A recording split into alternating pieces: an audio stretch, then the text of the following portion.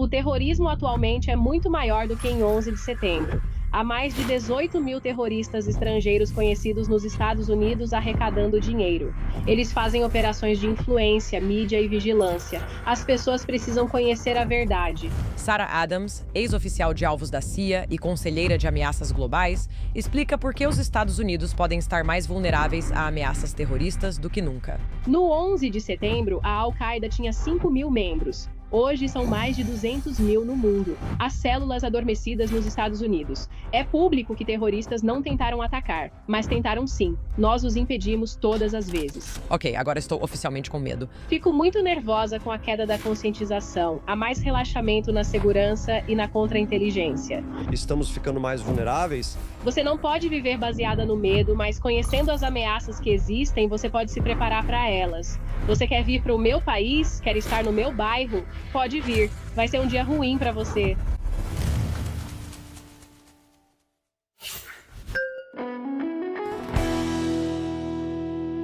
Oi, eu sou a Mayim Bialik. E eu sou o Jonathan Cohen. E bem-vindos ao nosso análise. Hoje vamos fazer uma análise profunda sobre coleta de inteligência nacional, terrorismo, o papel do Irã na política global e o futuro dos conflitos mundiais. Também vamos explorar as forças que moldam o mundo e que muitos de nós nunca vemos. Nossa convidada de hoje é Sarah Adams. Ela é apresentadora do The Watch Floor e X-oficial de alvos da CIA, além de consultora de ameaças globais. Ela atuou no Centro de Contra-Terrorismo da CIA, na Divisão do Oriente Próximo e na Divisão de Operações do Irã. Ela assessorou a Câmara dos Representantes dos Estados Unidos em Segurança Nacional e depois liderou os esforços de pesquisa e desenvolvimento do Departamento de Defesa, focados na modernização da inteligência e no desenvolvimento de capacidades operacionais. Ela morou na Líbia por muitos anos e escreveu Benghazi, Know Thy Enemy, uma investigação sobre um caso sem solução. Sarah vai falar sobre as ameaças atuais que os Estados Unidos estão enfrentando, o que fizemos de errado, como estamos vulneráveis e como podemos mudar essa situação. Vamos falar sobre como a bomba no sapato está voltando, como os terroristas desenvolveram uma bomba invisível e que o próximo 11 de setembro já está sendo planejado.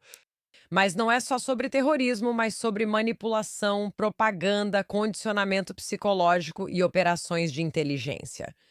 Quais são as narrativas na mídia que influenciam a forma como vemos nosso papel no mundo e se o caos global está sendo provocado por forças que a maioria de nós nem sabe que existem? É um prazer receber no Breakdown Sarah Adams. Explique para a gente. Obrigada por me receber. Vamos começar por aqui.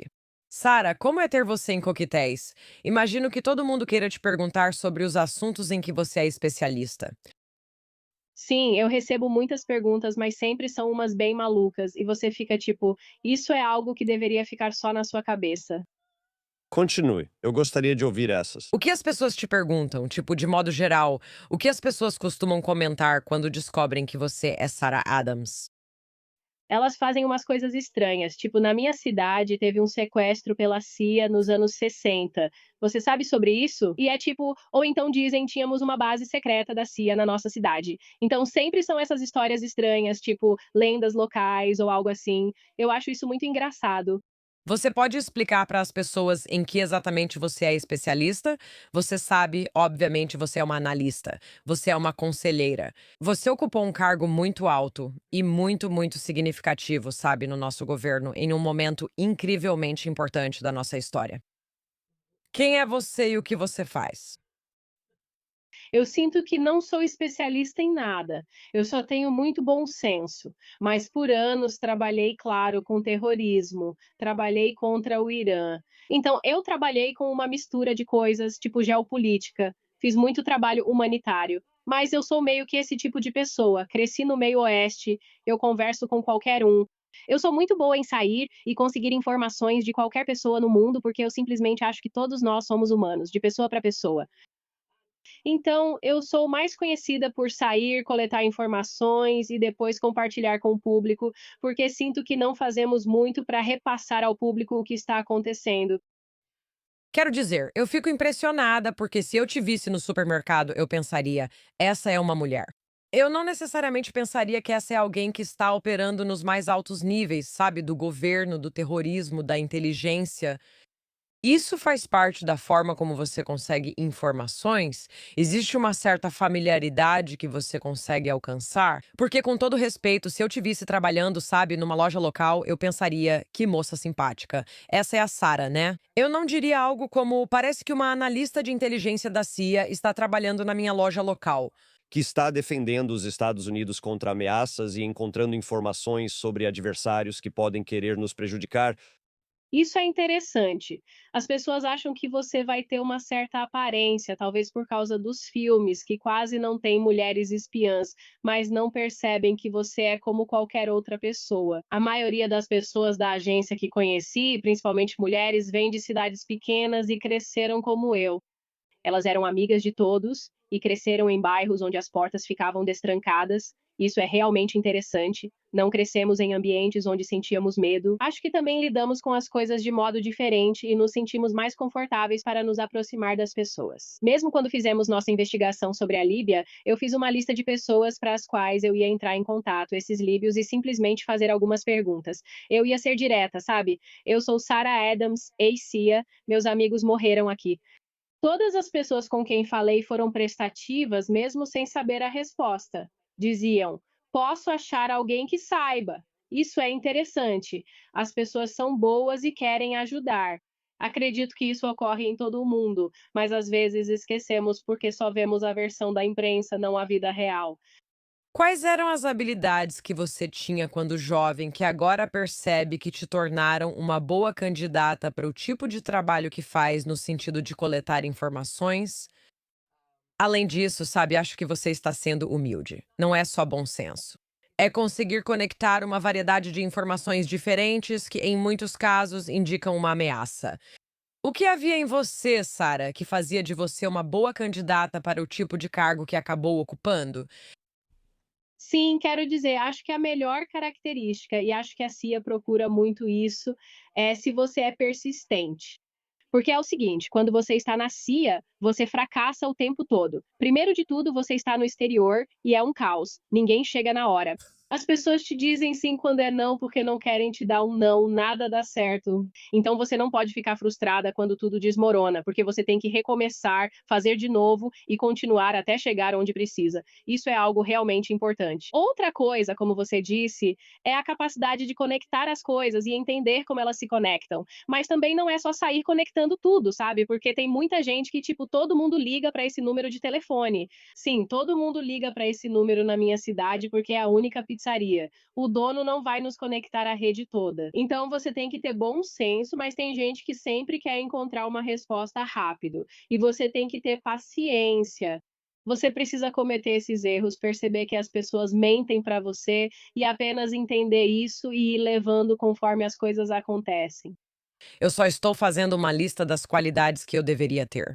Paciência. Isso não é pra mim. Não, ele está balançando a cabeça. Além disso, ela não gosta quando as coisas dão errado. Eu queimo tudo até virar cinzas. Paciência, garra, capacidade de lidar com as adversidades. Essas são boas qualidades. E ser amigável, o que não sou, pois não sou do meio oeste.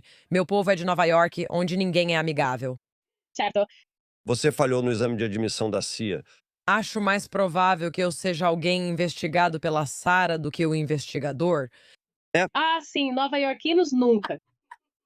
Fale um pouco sobre o detector de mentira que você precisa ter, pois imagino que, apesar das pessoas serem amigáveis, também há quem minta o tempo todo. E, sabe, você fala em bom senso, mas eu acho que existe um sexto sentido acontecendo, onde você vê ou sente algo que os outros não percebem, o que faz você querer chegar à verdade.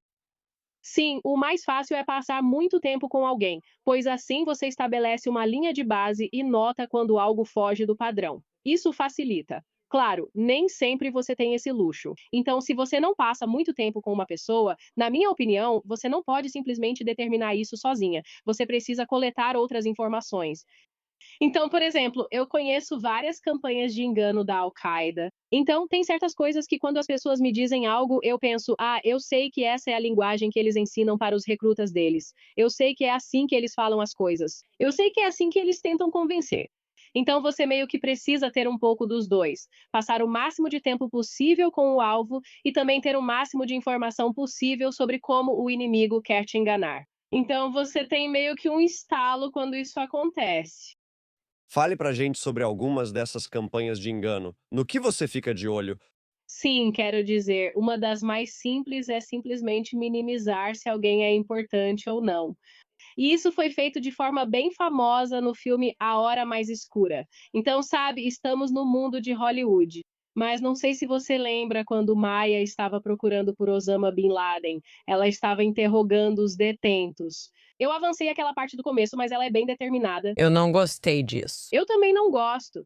E ela percebe que vários detentos chamam esse mensageiro de muito importante e dizem que ele está sempre com Bin Laden. Um cara disse: ele não é ninguém. Por que perguntar sobre ele? Ela respondeu: estranho. 3 pessoas falaram que ele é importante e uma disse que não é ninguém. Isso é interessante. Quando eles menosprezam alguém. Outra coisa que eles gostam de fazer é simplesmente dizer que as pessoas estão mortas. Eu sei que isso é loucura, mas eles vivem dizendo que certas pessoas morreram o tempo todo. Então, o governo dos Estados Unidos dá esses terroristas como mortos, embora eles nunca tenham morrido. Espera. Então, você tem que colocar. Espera, Sarah. Eles dizem que as pessoas estão mortas, mas não estão. Ou acham que estão mortas, mas não estão.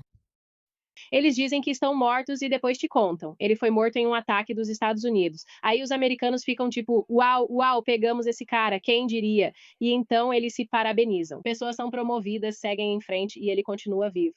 Esse é outro grande problema. E uma das coisas mais simples, como você pode imaginar, é que você recebe para dar informações. Há muitos vendedores de informações que podem trabalhar para vários governos e dizem apenas o que você quer ouvir. Isso é engraçado. Trabalhei com o número 2 do Talibã e um homem no Afeganistão afirmou tê-lo encontrado. Eu disse: ele não sabe nada sobre ele. Capturei o número 2, enviei a foto e ele não consegue identificar a foto de um cara que vê todo mês. Falei, te disse que ele nunca teve informação. É informação furada. E eles disseram, bem, nós recebemos avaliações tão boas em todos os relatórios dele. Vamos mantê-lo. Então eles nem demitiram ele. É só um monte de informação furada. Então você também tem que conseguir filtrar todo esse ruído, sabe? E realmente determinar o que é informação de qualidade. Você disse que o capturou?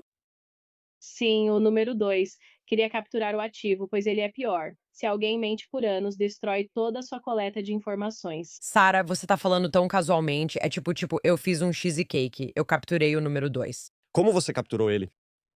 Isso é muito engraçado. E é por isso que erros acontecem na vida. Todos nós cometemos erros. Ele era o melhor. Ele era como nos filmes. Nos filmes, eles falam por 9 segundos no telefone e desligam. Ele fazia isso sempre, então nunca dava para encontrá-lo.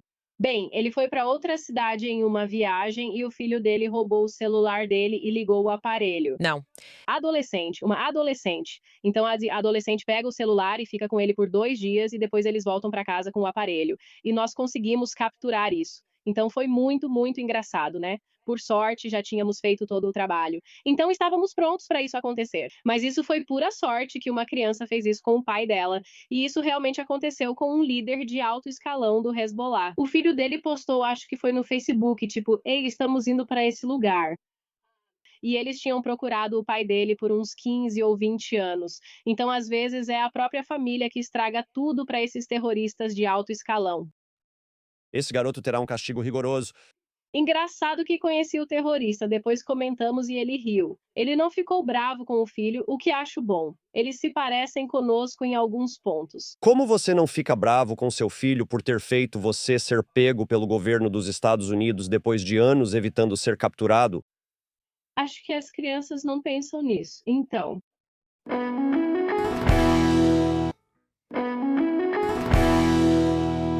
A naturalidade, sabe, com que você fala sobre o seu trabalho, né? Eu estou tentando imaginar você, sabe, se encontrando com esses terroristas de alto nível. E, sabe, eu já vi muitos desses filmes que mostram isso. Agora só vou imaginar você quando assistir esses filmes.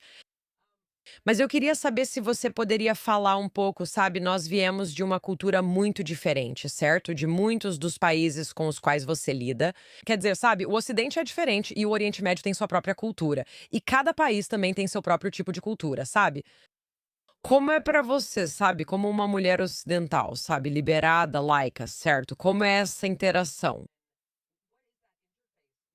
Sabe como é esse processo de construir confiança? Como é o processo de criar confiança? E existem casos em que as pessoas não te levam a sério? Sim, essa é uma ótima pergunta. Primeiro, eles te dizem que vai acontecer de um jeito, e aí às vezes acontece e às vezes não. Disseram que ao encontrar um detento, por serem tão extremos, eles não vão olhar para você, nem responder perguntas, agindo como se você fosse invisível. E isso aconteceu da primeira vez e nunca mais. Então, todos os outros interagiram comigo. Eles estavam curiosos, eles estavam interessados. E muito disso é como você pode imaginar, eles nunca tinham conhecido uma mulher ocidental. Eles nunca olharam uma mulher ocidental nos olhos. Eles nunca viram uma mulher ocidental rir deles. É algo muito interessante de se observar. Outra coisa é que quando você está nessa situação, já é uma situação desconfortável porque você está em uma posição de poder, certo? Eles estão do outro lado, eles estão detidos. É preciso cuidado nessas discussões. Mesmo ao dizer que cria vínculo, será que é verdade? Tenho alguém que foi influenciado a vida toda bem diante de mim. Ele convenceu pessoas a se explodirem. Tipo, eu não estou sentada na sua frente fazendo algum tipo de mágica mental. Então você também tem que ser honesta sobre suas capacidades e sobre quem está na sua frente. E aí depende de quem é. Então, se você tem alguém, como nesse caso, ele era muito inteligente. Então, ele queria saber se você sabia quem ele era. Ele queria saber se você estava prestando atenção. Ele queria respeito. Nem todo mundo é assim, mas depende de quem está na sua frente, de como você interage com essa pessoa. É tipo conhecer o seu público. Já estive diante de terroristas pouco inteligentes que nem reconheciam a própria foto. Então, é uma diferença enorme, sabe, quando você está conversando com eles. Eu gostaria de falar um pouco sobre a recompensa, porque você já descreveu o seu papel, mas acho que as pessoas talvez não entendam que, sabe, você realmente está se colocando em perigo. Você é conhecido nesse meio. Pode falar um pouco sobre essa recompensa e explicar para as pessoas como ela funciona? Sim, o bom é que quando estava na CIA e encontrava terroristas, usava um nome falso. Então eles me conheciam como essa americana. Eu usava o nome Beck, escolhia aleatoriamente. Agora existe a Beck do cabelo bonito, mas naquela época ela não existia. Então isso não importava para mim, né? Eu nunca mais ia encontrar essas pessoas ou interagir com elas de novo. E agora eu estou fora da CIA. Todos os terroristas que capturei foram soltos. Agora sou uma figura pública, quando antes eu vivia no anonimato. Todos eles me conhecem.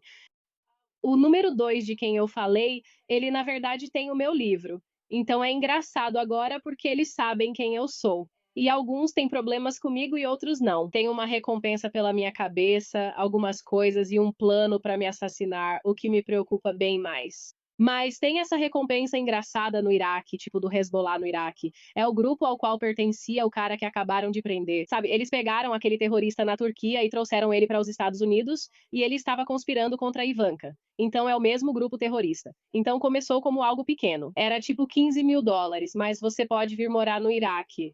E aí esse valor foi aumentando. Então, da última vez, tipo, há alguns meses, era tipo US$ 350.000 americanos. Então é assim, é como um prêmio de loteria ou algo assim. Então é muito engraçado. Não é engraçado, Sarah. Não é nada engraçado. Não acho que seja um grande negócio. Você recebe 350 mil, mas tem que morar no Iraque. Quem aceitaria? Mas eu tenho pessoas de escalão muito mais alto focadas em mim, e elas são a minha preocupação. Vamos falar sobre isso por um minuto. Você mencionou, ao descrever a recompensa, que existe um plano de assassinato. Levamos isso muito a sério. Main jamais dormiria sabendo que alguém tuitou algo maldoso sobre ela, ainda mais sabendo de uma recompensa. Dizer que um terrorista tem um problema com você chega a subestimar a situação. De novo, né, estamos brincando, mas essas são pessoas que fizeram da destruição do Ocidente a missão de vida delas, incentivando pessoas a se explodirem. Você pode descrever um pouco sobre o que é esse plano de assassinato, como ele surgiu e o que você sabe sobre isso? Sim, quero dizer, é muito simples. Os terroristas estão preocupados que as pessoas vão atrapalhar os planos deles. Essa é a melhor forma de dizer, certo? Eles estão espalhando desinformação. Eles têm todos esses planos de ataque futuros. E algumas pessoas estão descobrindo sobre esses planos e falando sobre eles, e eu sou apenas uma dessas pessoas. Então, na Al-Qaeda, resumindo, eles têm uma comissão militar. E tudo o que esse grupo faz é planejar todas as operações para o grupo deles, tá? No mundo inteiro. Então, é daí que vem o plano contra mim. e então é para me assassinar, sabe, aqui na minha casa. Então já vimos vigilância feita por terroristas aqui e esse tipo de coisa. Então já está bem avançado. Mas, de novo, é só para tirar alguém da equação que eles acham que pode atrapalhar os planos operacionais deles, porque é isso que eles fazem. Eles tentam ameaçar e machucar as pessoas. Então, lá atrás, quando eu estava na Líbia, todo dia tinha um assassinato. E chegou a um ponto em que você quase parava de prestar atenção. Mas se você parasse para olhar quem tinha sido assassinado, era um policial, um juiz, uma ativista. Naquela época, eles começaram a pegar esses ativistas pela paz, que hoje seriam chamados de influenciadores, e começaram a eliminá-los. Então, se você observar sistematicamente quem eles estão eliminando, era qualquer pessoa que pudesse atrapalhar o controle deles naquela região. E infelizmente é assim que eles fazem. Eles eliminam, sabe, o inimigo deles também. Você não precisa ser o presidente dos Estados Unidos. Que tipo de vigilância você presenciou em sua casa que, sabe, fez você perceber que isso estava acontecendo? É, bem, foi realmente engraçado, quer dizer, não engraçado. Eu sei que você não parece achar engraçado. Era um dia frio. Aqui nunca faz frio, então eu estava toda agasalhada. E então eu senti esse caminhão vindo bem, bem devagar. A parte engraçada é que quando eu olhei para eles e eles olharam para mim, eu pensei, caramba, sabe, são líbios. E eles ficaram tipo, caramba, é a Sarah Adams. Ela parece maluca. Então, o engraçado é que eles estavam vigiando minha casa, mas viraram a esquina. E eu nem estava realmente na minha casa. E nós nos vimos e ficamos chocadas por termos nos visto, porque nenhuma de nós esperava ver a outra. Foi algo que simplesmente aconteceu. Eles não estavam preparados, o que foi bom pra mim. Mas eu nem parecia eu mesma. Eu estava toda coberta com um moletom, óculos grandes. Eu estava com tipo 3 blusas. Então foi uma situação estranha, mas até que foi bom. Acho que eu estava meio que fantasiada ou disfarçada de alguma forma, mas foi tipo, meu Deus, isso é real, porque já tinham me contado que isso ia acontecer. Eu já tinha recebido notícias sobre o que eles sabiam da minha casa e do meu cachorro, então sabia que estavam fazendo isso, mas esse foi o primeiro dia em que vi um deles e olhei nos olhos dele. Acho que podemos acrescentar à lista de características que são necessárias para ser alguém como Sarah Adams. Sabe, eu faria xixi nas calças no meio da rua. Isso me deixaria completamente em pânico, sabe? Ela às vezes se assusta ao me ver no corredor. Sei que você está em casa, certo? Ei, eu sou assim também. Existem habilidades que você aprendeu para lidar com ameaças e perigos ao seu redor? Porque, tipo, eu fico assustada se um caminhão passar perto e ninguém está tentando me matar. Você sabe, tipo, o que se passa na sua cabeça quando você pensa na ameaça sob a qual você vive? Sim, então eu tenho uma tolerância alta. Então, na verdade, não foi exatamente ensinado. Eu aprendi porque, sabe, eu morei no Paquistão, na Líbia, eu vivi em ambientes onde isso acontecia o tempo todo. Tipo, quando eu estava no Paquistão, toda vez que eu passava por um posto de controle, eu pensava, hoje pode ser o dia em que tudo explode. Então, eu acabei me acostumando a estar nesse tipo de ambiente onde você passa a ter uma percepção diferente da ameaça ou do medo. E aí você aprende diferentes maneiras de lidar com isso, sabe? Porque no fim das contas, eles estão atrás da gente, mas eu também estou atrás deles. Quero dizer, isso é um jogo de gato e rato. Eu não estou aqui com medo, como uma vítima, numa postura defensiva. É tipo, pode vir. Você quer vir para o meu país? Quer vir para a minha cidade? Quer estar no meu bairro? Boa sorte. Se pisar na minha grama, o dia vai ser ruim para você. É assim que eu vejo as coisas. Ok, agora estou oficialmente com medo da Sarah. Muita gente está. Use essa energia quando me encontrar no corredor. Esse corredor é meu. Essa é uma perspectiva bem interessante, porque, sabe, outra característica, eu realmente faço isso. Eu costumo entrar meio que no modo de vítima, né? Isso está sendo feito contra mim, ou estou em posição mais fraca, ou não sou tão inteligente ou boa quanto eles. Sinto que preciso me diminuir e desaparecer. Essa não é uma habilidade útil.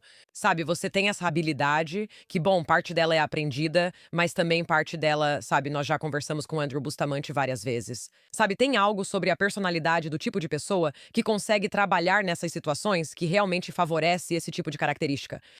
Mas eu realmente gosto dessa ideia, especialmente ouvindo isso, sabe? De uma mulher que, tipo, eu não preciso simplesmente ter medo, sabe? É, e vou ser sincera, quero te contar uma coisa.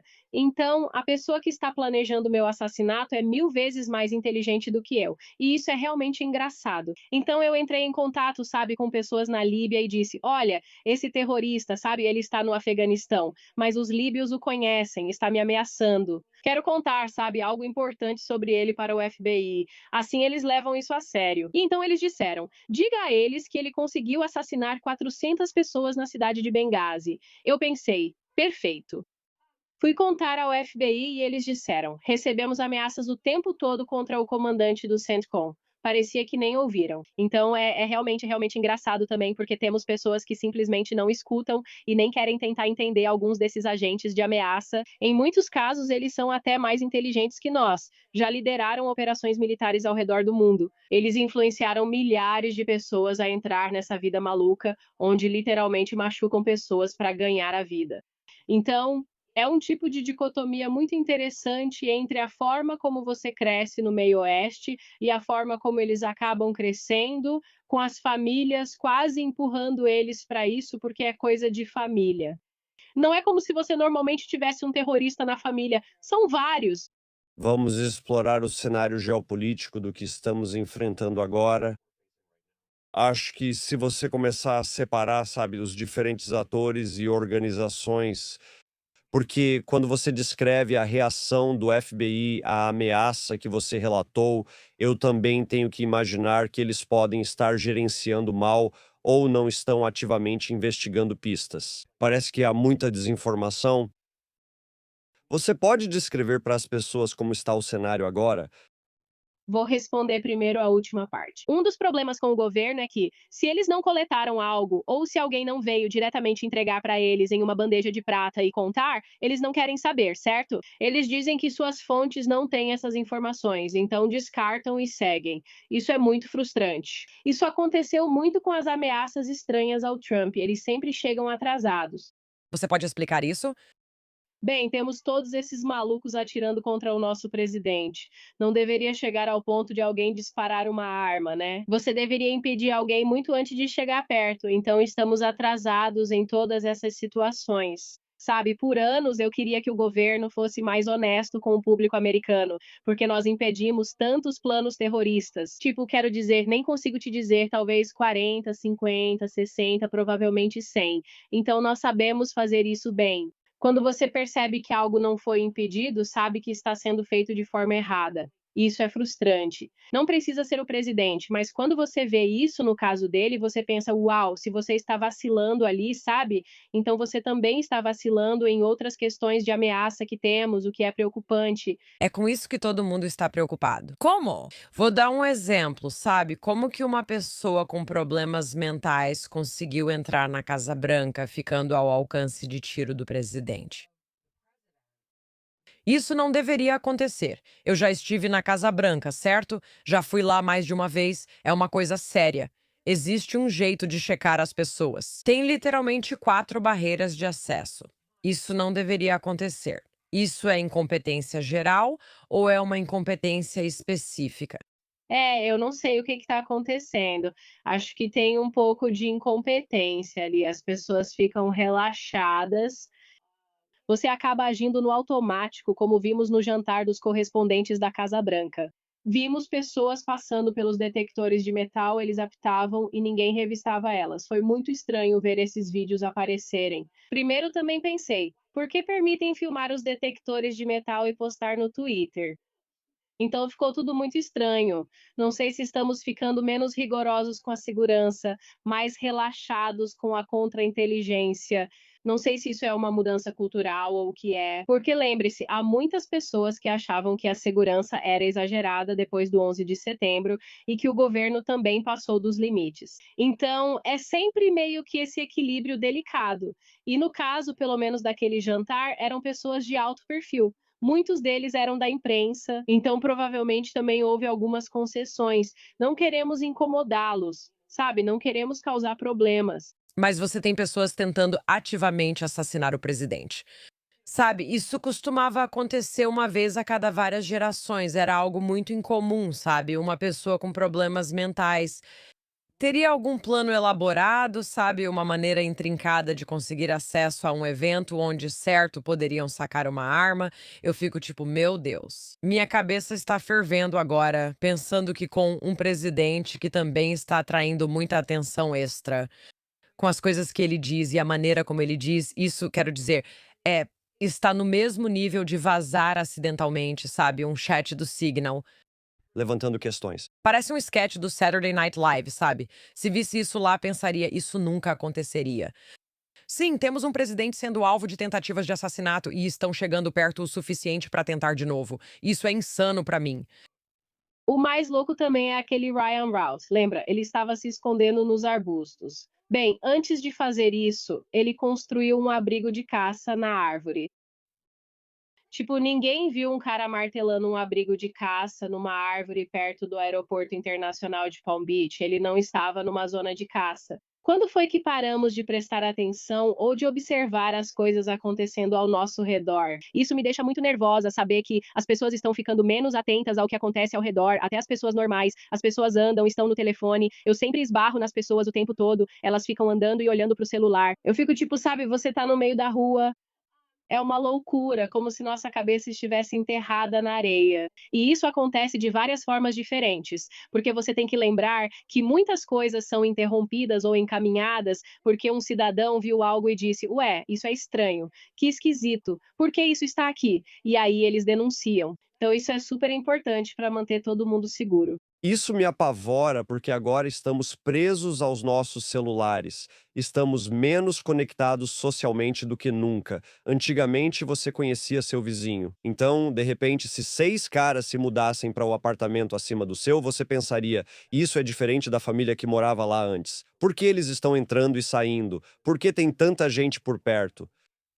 E agora as pessoas podem pensar: ok, é assim mesmo, vou focar no meu Netflix e não vou prestar atenção. Estamos nos tornando mais vulneráveis porque nossas conexões sociais estão se desfazendo?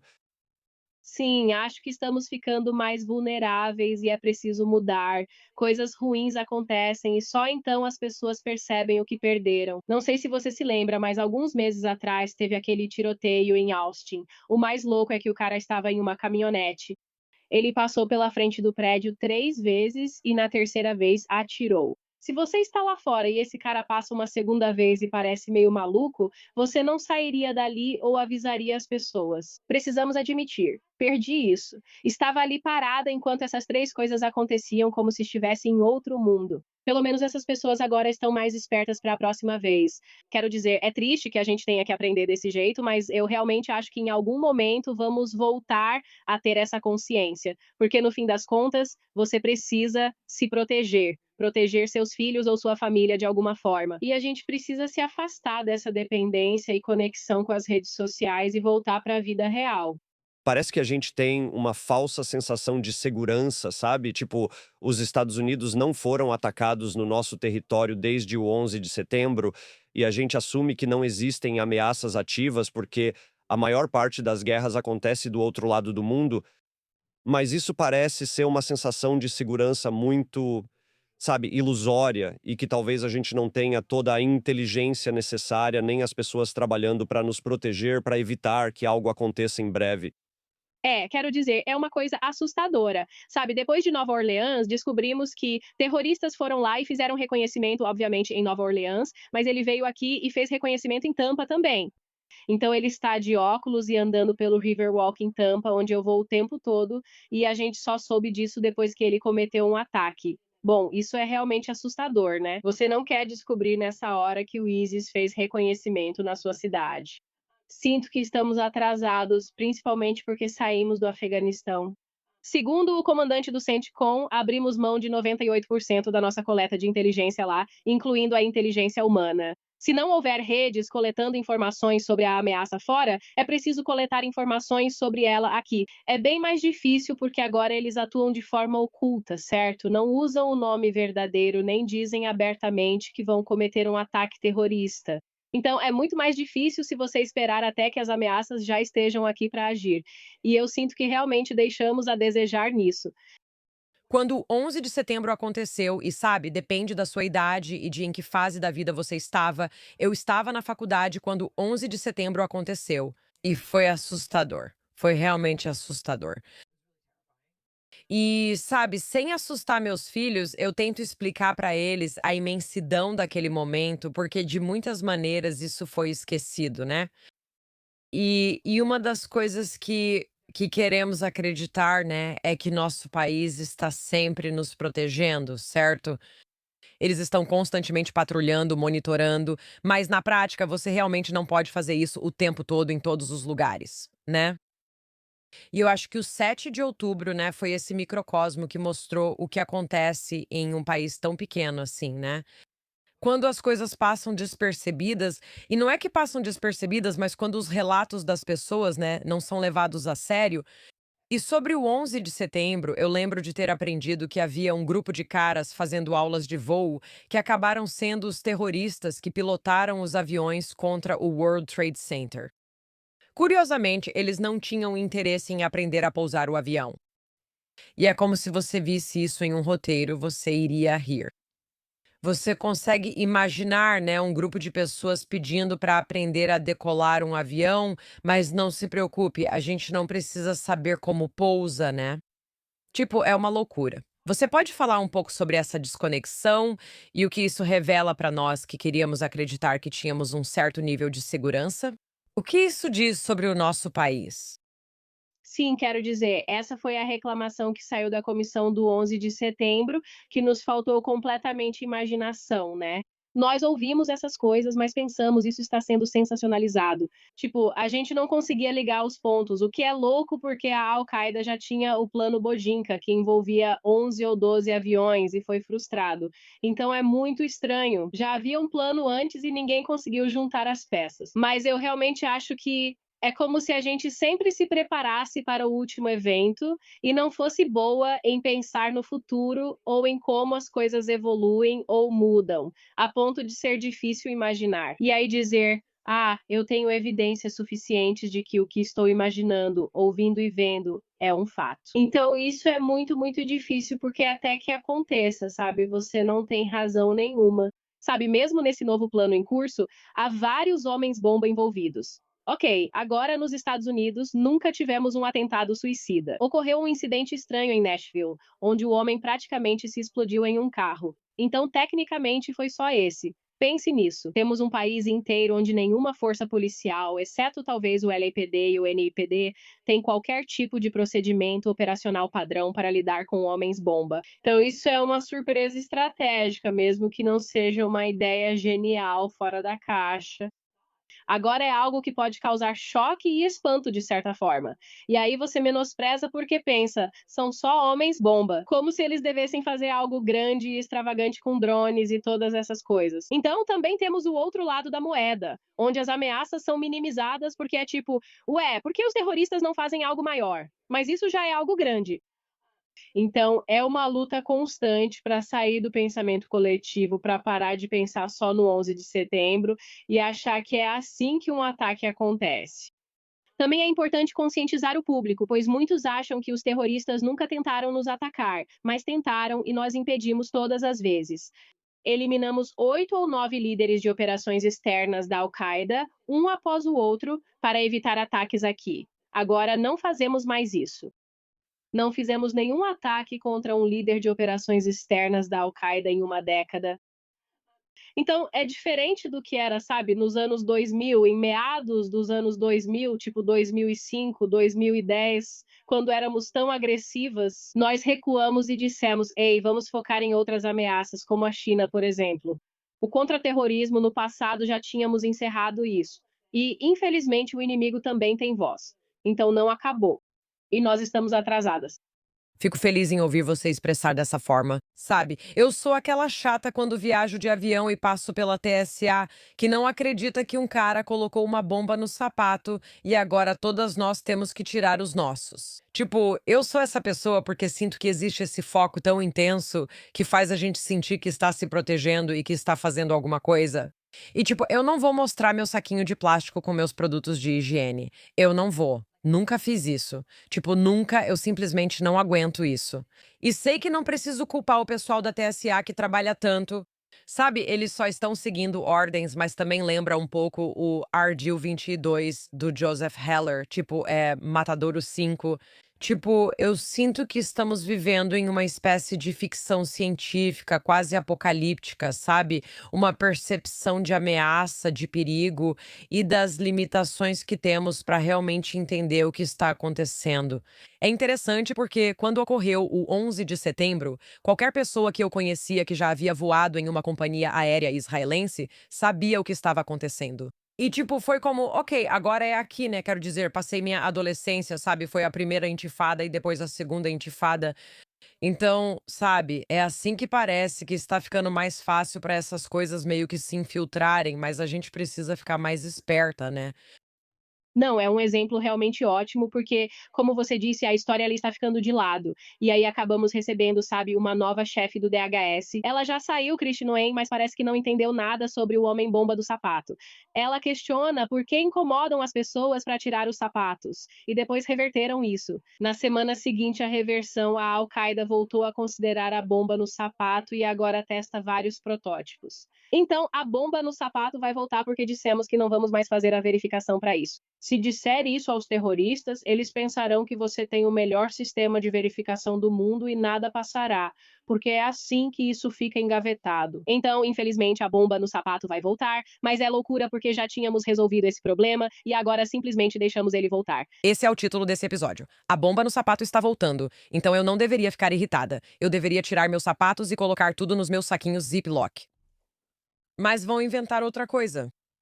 É, e eles já inventaram, tem essa bomba invisível. Ela é muito famosa, já existe há anos. É a mesma bomba que foi usada no Natal, na cueca, lembra disso? Faz uns 15 anos, mesma bomba. Agora eles fizeram ela menor. Você pode meio que enrolar ela no corpo. É Natal na cueca. Parece o nome de uma bebida de feriado que você pede no Cheesecake Factory. O que é Natal na cueca?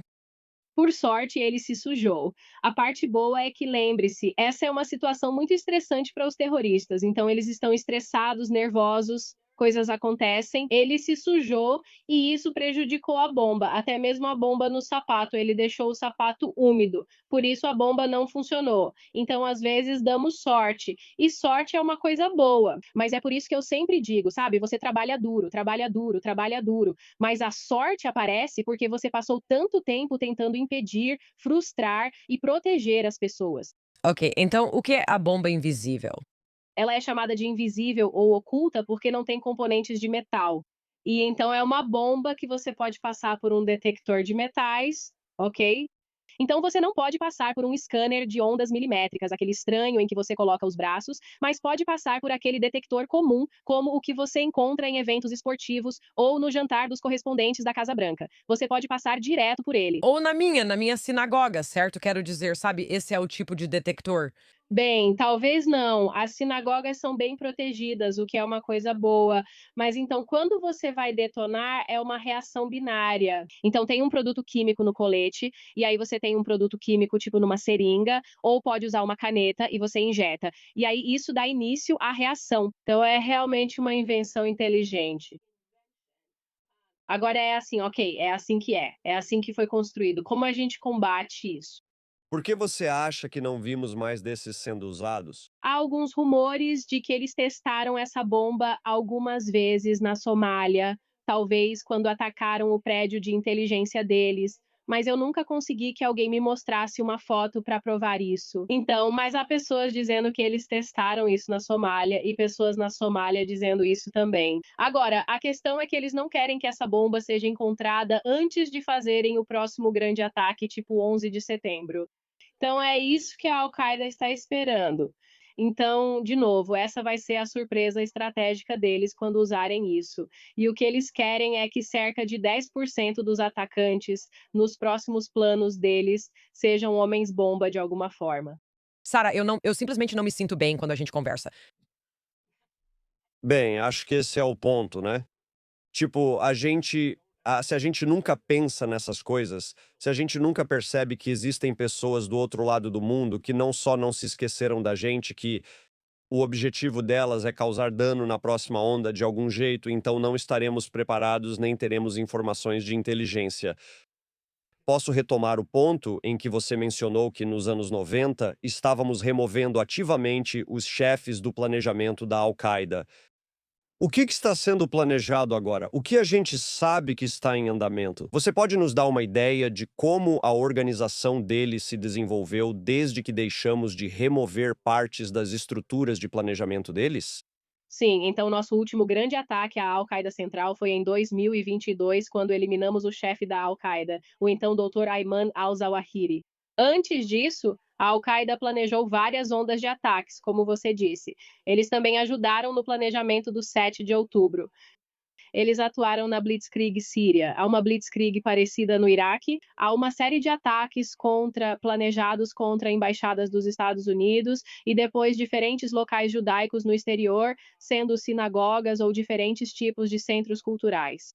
E então eles têm um grande plano na Europa e depois o grande plano para o território dos Estados Unidos. Agora, o problema, como vimos em Israel, Israel recebeu pequenas informações, certo? Eles sabiam que algo estava para acontecer, mas nunca imaginaram que seria nessa escala. Eu tinha amigos que passaram algumas informações para Israel dizendo: olha, isso é muito estranho. O Hamas está aqui no Afeganistão treinando nos campos onde estamos coletando informações, tipo, isso é realmente estranho. Foi como se eles não tivessem ligado os fatos rápido o suficiente ou considerado a escala. Acho que temos o mesmo problema. Estamos tendo dificuldade em enxergar a escala. E eu realmente acho que Israel deveria divulgar mais informações, porque ninguém realmente sabe que havia cerca de 8.000 terroristas nesse ataque e nem todos eram do Hamas. Havia membros da Al-Qaeda, havia membros do ISIS, havia até membros do Talibã. Eles foram levados mortos para Kandahar. Tinha gente minha no aeroporto vendo isso. Então, eu acho que esse controle rigoroso das informações faz com que as pessoas deixem de pensar: ei, isso pode estar conectado. Ei, isso é maior do que pensamos. Ei, esses terroristas se reagruparam. Eles podem planejar de novo. Eles estão fortes de novo e nós somos o alvo deles. Eles só tiveram dois alvos de verdade: os Estados Unidos e Israel. Toda reunião só fala sobre os Estados Unidos e Israel. Temos que ser honestos sobre isso porque estamos na mira. Vamos gastar um pouco de tempo conectando essas organizações. Você disse algo que acho que a maioria das pessoas não faz ideia, que não foi só o Hamas que atacou em 7 de outubro, que eles estavam treinando em campos da Al-Qaeda. Você pode explicar mais sobre essa interconexão? Porque não parece que é uma organização só. Muitos pensam que o Hamas só tem sua própria agenda e está revoltado com Israel, mas você mostra uma visão bem diferente. Acho que isso também é um bom gancho para falar do denominador comum de praticamente todas as organizações que você mencionou, que é o Irã. É como o elefante na sala. Sim, e era aí que eu ia começar. Então, existe uma estrutura, é a melhor forma de colocar, tá? No terrorismo. Então, você tem o Irã e todo mundo que meio que está na órbita deles. Você tem a Al-Qaeda e quem está na órbita deles. Você tem o ISIS e quem está na órbita deles. E aí tem a Irmandade Muçulmana, todos interligados, certo? Então, houve um alinhamento estratégico primeiro entre a Al-Qaeda e o Irã. E isso aconteceu de forma muito simples. Quando os Estados Unidos invadiram o Afeganistão, os principais terroristas fugiram para o Paquistão ou Irã. Eles foram primeiro ao Paquistão e começamos a capturá-los. Capturamos Khalid Sheikh Mohammed. Pegamos Faraj al-Libi e eles pensaram: opa, o Paquistão não vai ser seguro. O governo deles está totalmente alinhado com o governo dos Estados Unidos. Então, para onde vamos? Irã. Então, a Al-Qaeda teve que começar a criar relações próximas com os iranianos, certas unidades, principalmente a Força Quds. Então, Qassem Soleimani foi um dos principais, e agora ele está morto. Mas Mohammad Kazemi, o último chefe da inteligência do IRGC, era muito próximo da Al-Qaeda. E assim eles criaram esses relacionamentos históricos. E então Osama Bin Laden confiou nesses dois homens para proteger seus filhos e netos. E Saif al-Aula ficou com eles e os protegeu. E até mesmo o terrorista que estava comandando o atentado contra mim morou com Soleimani. Então isso já acontece há mais de 20 anos, é uma relação muito próxima e estreita. Então, é claro, quando eles começaram a planejar os ataques, sabe, em Israel, eles precisavam da vantagem de onde iriam treinar essas pessoas e onde iriam mantê-las. São milhares de terroristas. Então, eles escolheram 6 campos de treinamento no Afeganistão e treinaram eles lá. E muita gente não é honesta, mas muitos deles ficaram à espera na Síria. Por isso, muitos ficaram viciados em captagem. Enquanto aguardavam a hora de cometer o ataque terrorista, tomavam drogas por não terem o que fazer, presos em um prédio. E então tudo isso é essa convergência do Irã ligado à Al-Qaeda com o apoio do Talibã. E então eles meio que deram esse impulso ao Hamas, mas eles têm outros planos em andamento. Então não era a principal prioridade deles, mas é tipo, vamos fazer isso dar certo para o Hamas porque eles estão atacando Israel? Ainda mantemos o foco nos Estados Unidos, Europa, Síria e nossos outros planos. Jonathan e eu temos a oportunidade de conversar com todo tipo de pessoa interessante aqui. E sabe, você é absolutamente fascinante. Mas não consigo deixar de pensar que, sabe, conversamos com pessoas que você sabe entendem de teoria da simulação, né? E o fato de que grande parte do mundo em que vivemos não só parece irreal, sabe, tem muitos ecos daquilo que muitos de nós associaríamos. Acho que chamar de jogo parece um termo muito leviano, mas, sabe, vou dizer uma coisa meio louca. Sabe, se a gente meio que jogar um manto espiritual sobre toda essa conversa, né? Tipo, por que os humanos estão aqui? Como evoluímos? Para que fomos colocados neste planeta? Tenho quase certeza de que ódio, divisão, guerra, assassinato, atentados suicidas, isso não é nosso estado natural, né? Tipo, esse não é o nosso estado natural. Se você acredita em alguma tradição religiosa ou espiritual, ou se já teve uma boa viagem de cogumelos, você sabe que acima das nuvens sempre está ensolarado, né? Tipo, existe uma bondade maior e uma esperança de onde todos viemos, né? Imagina a gente em qualquer estágio da evolução que você quiser, certo? Então, quando eu penso nessas conversas, não consigo evitar sentir que estamos em algum tipo de jogo distorcido, onde as pessoas guardaram, sabe, ódio e, sabe, tudo isso, e estão tramando se matar para poder matar outras pessoas. Essas forças militares complexas precisam se proteger disso e acabam fazendo coisas horríveis para impedir que outros matem e assim por diante, sem parar. Essas ações justificam o ódio, que por sua vez justifica a retaliação e assim sucessivamente. E eu não sei se há uma pergunta aqui, mas sim acho que estou curiosa com toda a sua resiliência, sua paciência e sua garra. Sabe, como você coloca isso em um contexto maior? Tipo, estamos em alguma simulação gigante e, sabe, você é só uma jogadora muito ativa e interessante, sabe? Não, é realmente interessante porque uma das coisas mais difíceis de enxergar é qual é o objetivo final depois do terrorismo. Será que algum dia vai existir um objetivo final depois do terrorismo? Bem, eu vi tipo um microcosmo disso só no começo deste mês. Então eu voltei para a Líbia, eu voltei para Benghazi no começo de maio, e por muito tempo Benghazi foi extremamente perigosa. Lembre-se, eu morei lá, havia assassinatos todos os dias. Na verdade, a Al-Qaeda e o ISIS acabaram tomando conta de toda a cidade. E então houve uma guerra civil para expulsá-los. Então a guerra civil começou em 2014 e em 2017. Desde então quis voltar, pois os terroristas foram expulsos de Benghazi. Digo isso publicamente, mas acho que muitos me acham ingênua. Eu pensei que precisava voltar e ver com meus próprios olhos. Voltei e vi a cidade sem os terroristas, diferente da vez em que estive lá com eles presentes. Era uma mudança total, completamente diferente. Certo? Então, tipo, eu não senti perigo, não me senti insegura nem por um segundo durante todo o tempo que estive lá. Além disso, quando estive em Benghazi, quase não vi mulheres, talvez apenas 3 totalmente cobertas. Desta vez que estive lá, tinha cerca de 70% mais mulheres que homens. Um em cada 2 motoristas na rua era mulher. Acho que havia mais mulheres dirigindo do que homens. Os mercados estavam cheios de mulheres com amigas. No hospital, a maioria dos funcionários também era mulher. É isso, parece que você precisa ver isso. Você quase precisa ver a vida depois do terrorismo. Agora, grandes partes da cidade estão completamente destruídas. Reconstruir é muito caro. Leva tempo e trabalho, mas é preciso fazer isso, pois, caso contrário, terroristas podem aparecer e oferecer essa ajuda e esses benefícios. Ainda não está totalmente pronto e finalizado, mas você vê isso e as pessoas estão felizes vivendo suas vidas. Elas não estão preocupadas que seus filhos vão ser doutrinados. E quando você vê um estado final, você pensa: ok, é isso que você quer, é isso que você busca e alcança. Mas vou te dizer, aquela guerra foi um pesadelo, sabe? Eles perderam 8.000 soldados locais. Os terroristas exterminavam linhagens inteiras. Conheço líbios que perderam mais de 20 parentes. Meninos, homens e avós foram mortos para impedir a continuidade da linhagem. Foi trágico. E eu gostaria que mais pessoas no mundo falassem sobre isso, porque foi um sucesso contra o terrorismo, mas é preciso muito para chegar lá. Existem muitas repercussões. Precisamos refletir qual o objetivo final. Como alcançar esse objetivo final e ajudar as pessoas a retomarem suas vidas sem viver sob o domínio da Al-Qaeda ou do ISIS? Estar sob o controle deles é horrível.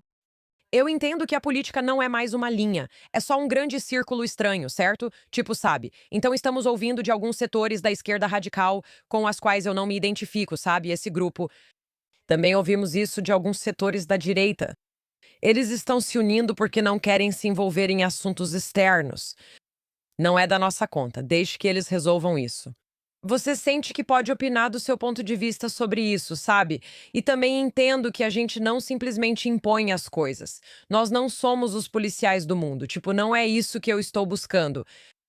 Mas, sabe, eu fui criada por ativistas dos direitos civis. Então, eu aprendi com os valores do que aconteceu no Vietnã, certo? Como as coisas pioram quando o governo não é fiscalizado e faltam informações adequadas? Como você traz isso para uma conversa sobre uma cultura completamente diferente de terrorismo? Isso viola muitos dos valores que consideramos verdadeiros no Ocidente, mas que exigem uma quantidade enorme de recursos, tropas e tempo para realmente investir. Como justificamos isso? É muito interessante. Existem diferentes formas de pensar sobre isso. Mas o fato é que, se um país se preocupa apenas consigo mesmo internamente, ele não tem objetivos ou ambições externas. É mais fácil dizer: olha, não temos nada a ver com isso, não precisamos nos envolver aqui. É por isso que muita gente não gostou quando entramos e ajudamos os afegãos quando os soviéticos invadiram, né?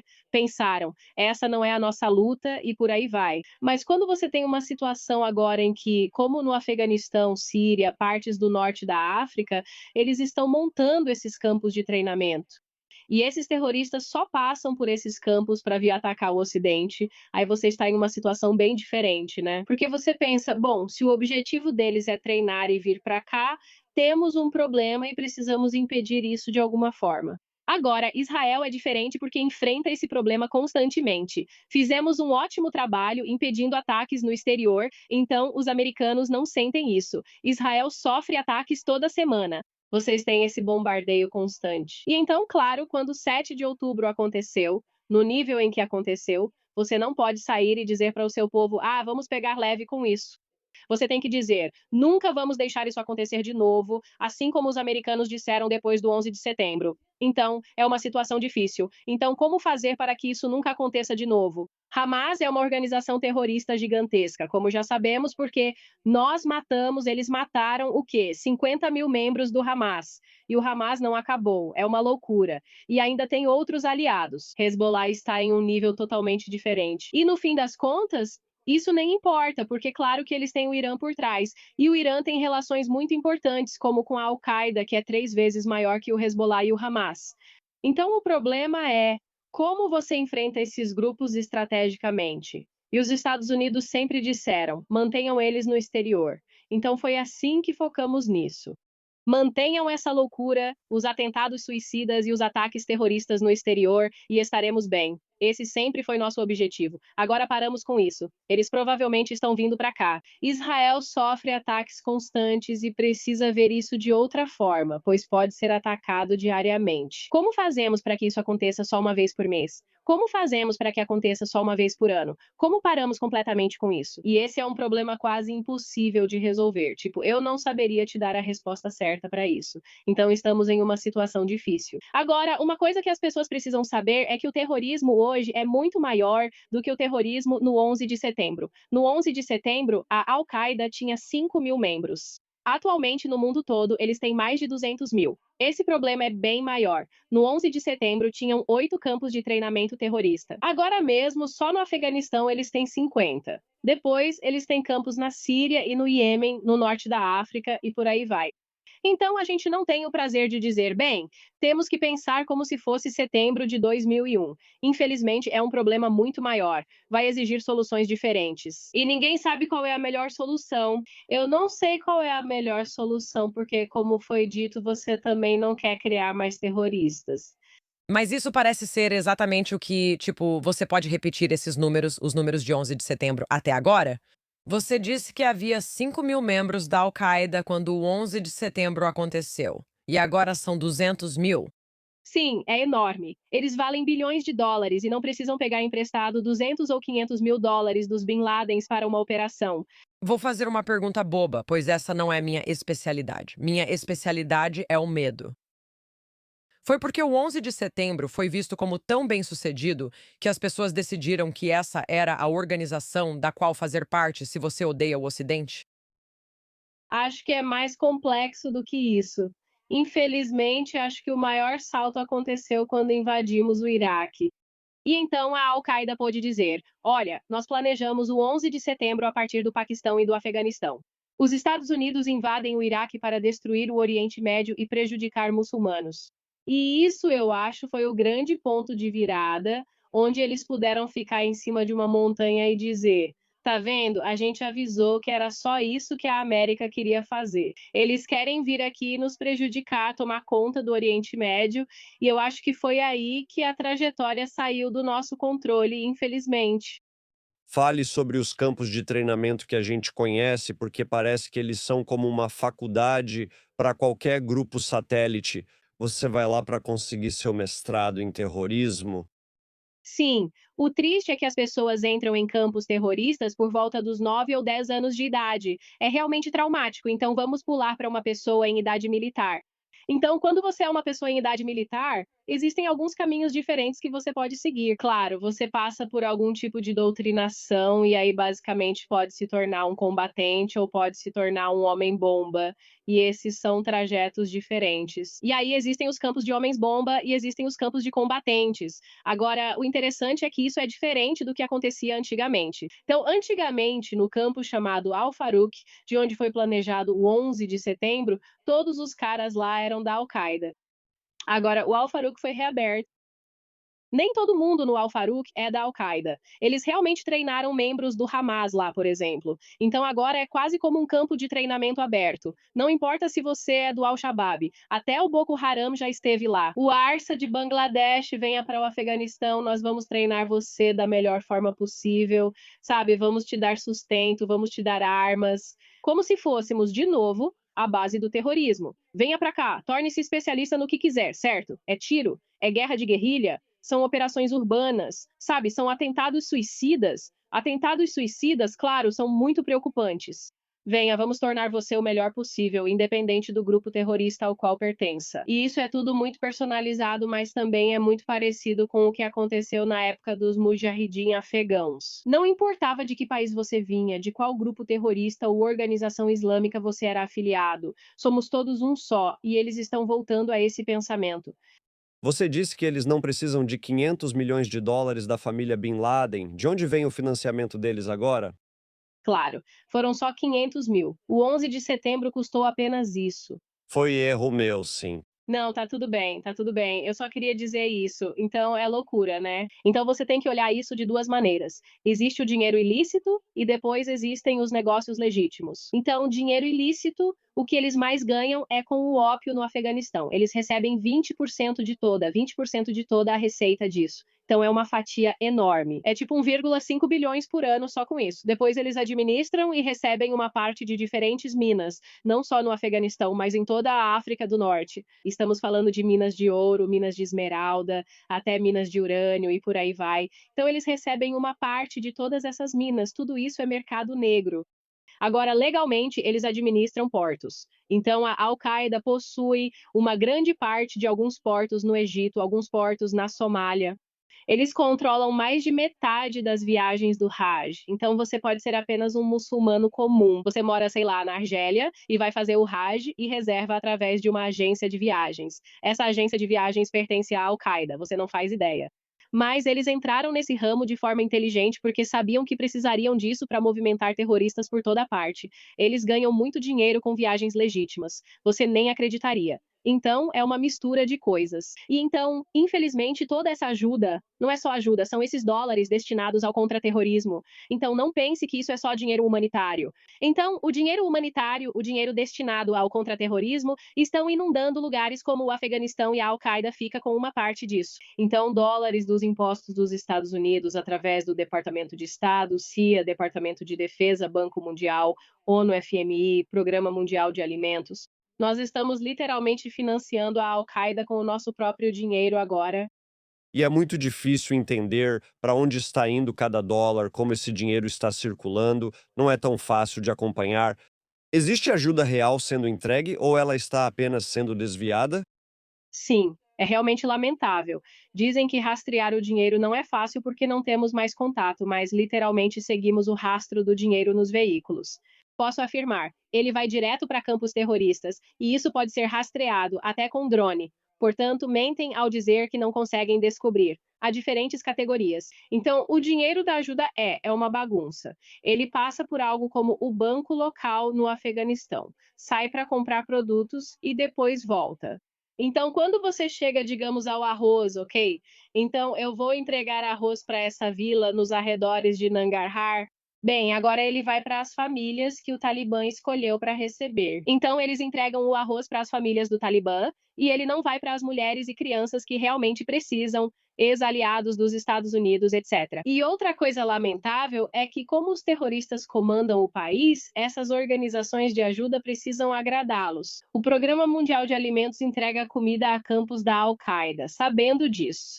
Vimos os veículos deles indo direto para esses campos. Por isso, é frustrante ver pessoas no Ocidente dizendo: quero continuar recebendo essas doações ou financiamento dos Estados Unidos. Não vou mentir, nosso dinheiro não está ajudando órfãos pobres, mas sim combatentes estrangeiros e campos terroristas. Acho isso muito frustrante. Eu trabalho há muito tempo com questões humanitárias, mas como você sabe, há muita corrupção na área humanitária. Percentuais muito pequenos de qualquer quantia realmente chegam a alguém que realmente precisa de alguma coisa. E isso é um grande problema. Em muitos casos, é lavagem de dinheiro.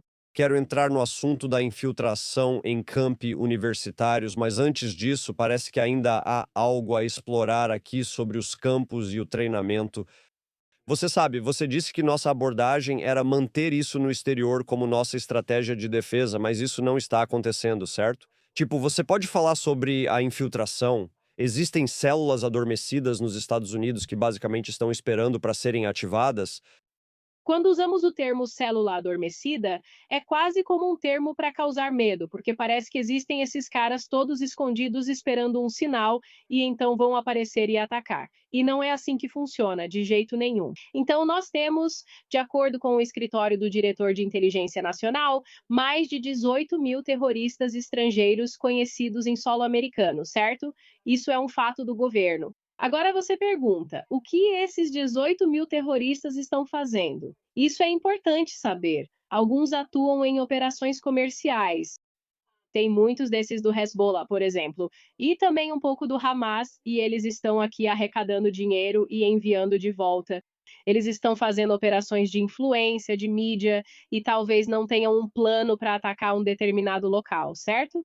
Mas aí você tem o que chamo de ala combatente de um grupo terrorista. Essas pessoas vêm para atacar, mas não estão inativas.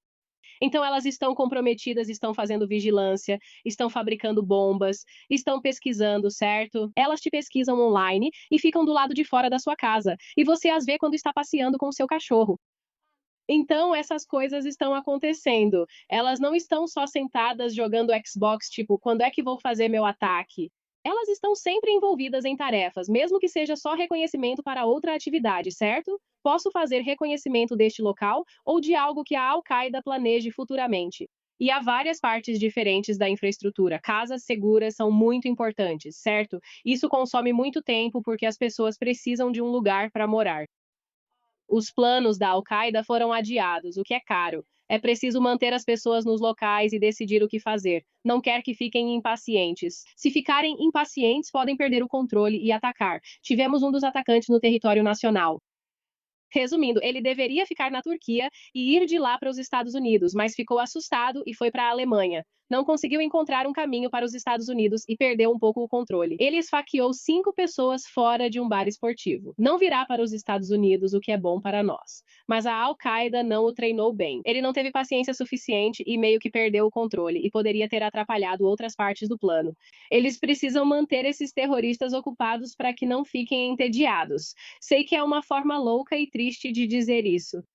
Sim, há várias células adormecidas nos Estados Unidos de quase todos os grupos terroristas imagináveis, como a Al-Qaeda. O Estado Islâmico diz que eles têm 2.500 aqui em situação ilegal. Então, não é que você seja americano, porque eles têm membros americanos. Não é que você esteja aqui com green card, porque eles também têm membros com green card. Essas são pessoas que não têm nenhum documento. Esse é um número grande. Quantos?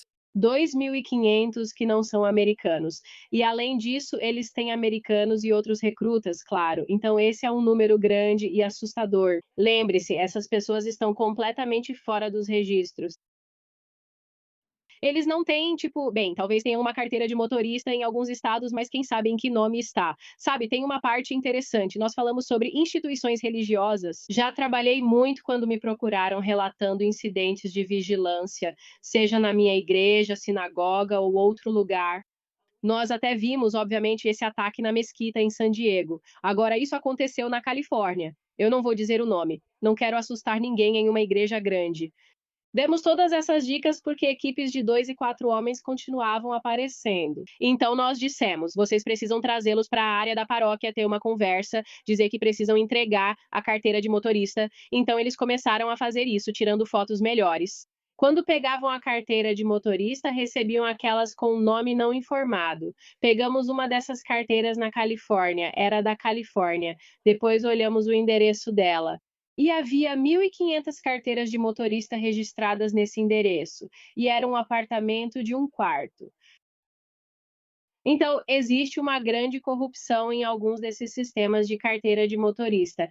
E ninguém. Os dados estão lá, certo? Você pode ver essas 1.500 pessoas e falar com elas. Os dados existem, mas há estados que nada fazem. Acho isso muito frustrante, porque se a igreja dele for atacada, será por esses indivíduos com carteiras de motorista sem nome e não sabemos quem são.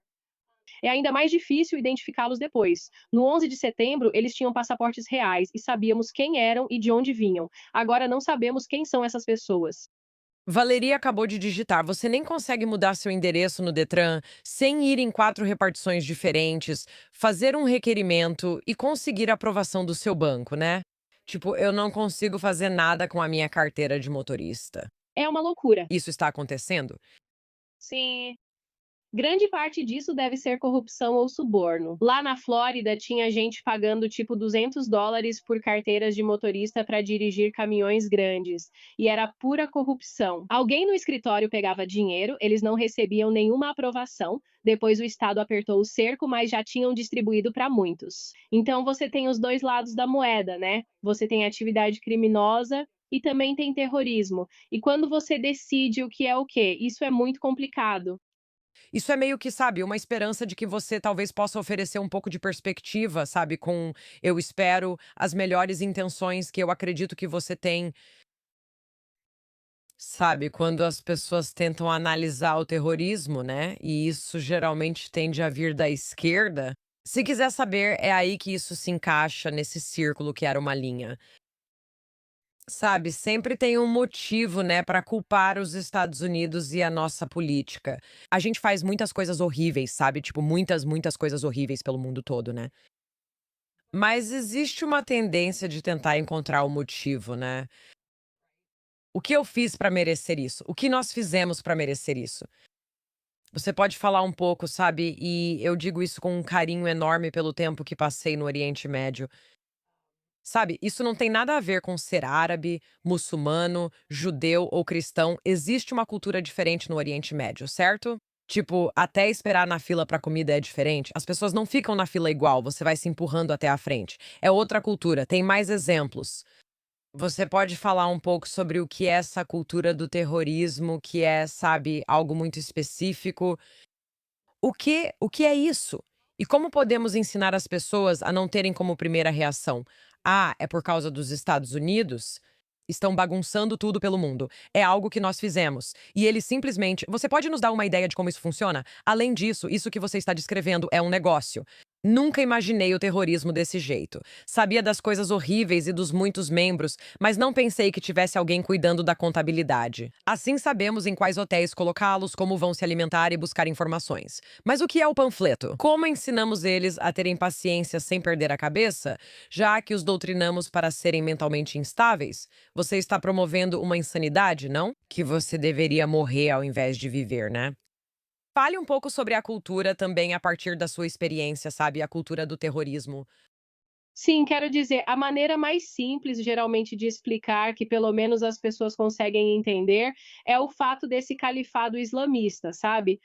E o último foi o Império Otomano, que as pessoas, quando você fala em califado islamista, elas pensam nisso? Ah, ela está falando de algo de milhares de anos atrás, e isso era relevante quando nossos avós estavam por aqui, certo? Então não é bem assim. Os terroristas têm um pensamento medieval, e o que eles querem fazer é simplesmente trazer de volta esse califado. É a forma mais simples de explicar. Agora, esses são os islamistas, tá? Então, não são muçulmanos comuns, são os terroristas. Então, estamos falando da Irmandade Muçulmana no lado político, e aí estamos falando da Al-Qaeda, ISIS, Hamas, Hezbollah, etc. Então, quando eles falam sobre esse califado islamista, será só deles.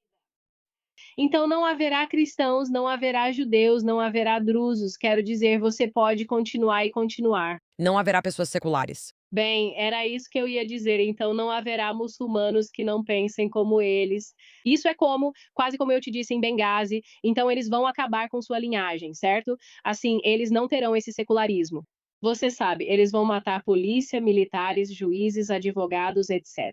Porque eles querem que todos tenham esse estilo de vida e modo de pensar extremistas. E infelizmente vimos isso em tempo real. Nós vimos quando o ISIS entrou e realmente tomou territórios, e eles controlaram essas áreas no Iraque e na Síria, desse jeito chegaram até a Líbia. Sirte foi um bom exemplo, né? Todo mundo teve que usar burca. Meninas com mais de 6 anos pararam de ir à escola. Eles impuseram isso de forma muito, muito, muito rápida, e você tem que lembrar. Acho que no Ocidente se perde isso, então pensam que a única forma de parar é ir lá salvar as pessoas, esquecendo que os locais já lutam contra eles. Então, quando o Daesh foi derrotado no Iraque, não foi porque os Estados Unidos entraram, foi porque os curdos, certo? Quando o Daesh foi derrotado em Benghazi, foi porque os locais fizeram isso com as próprias mãos.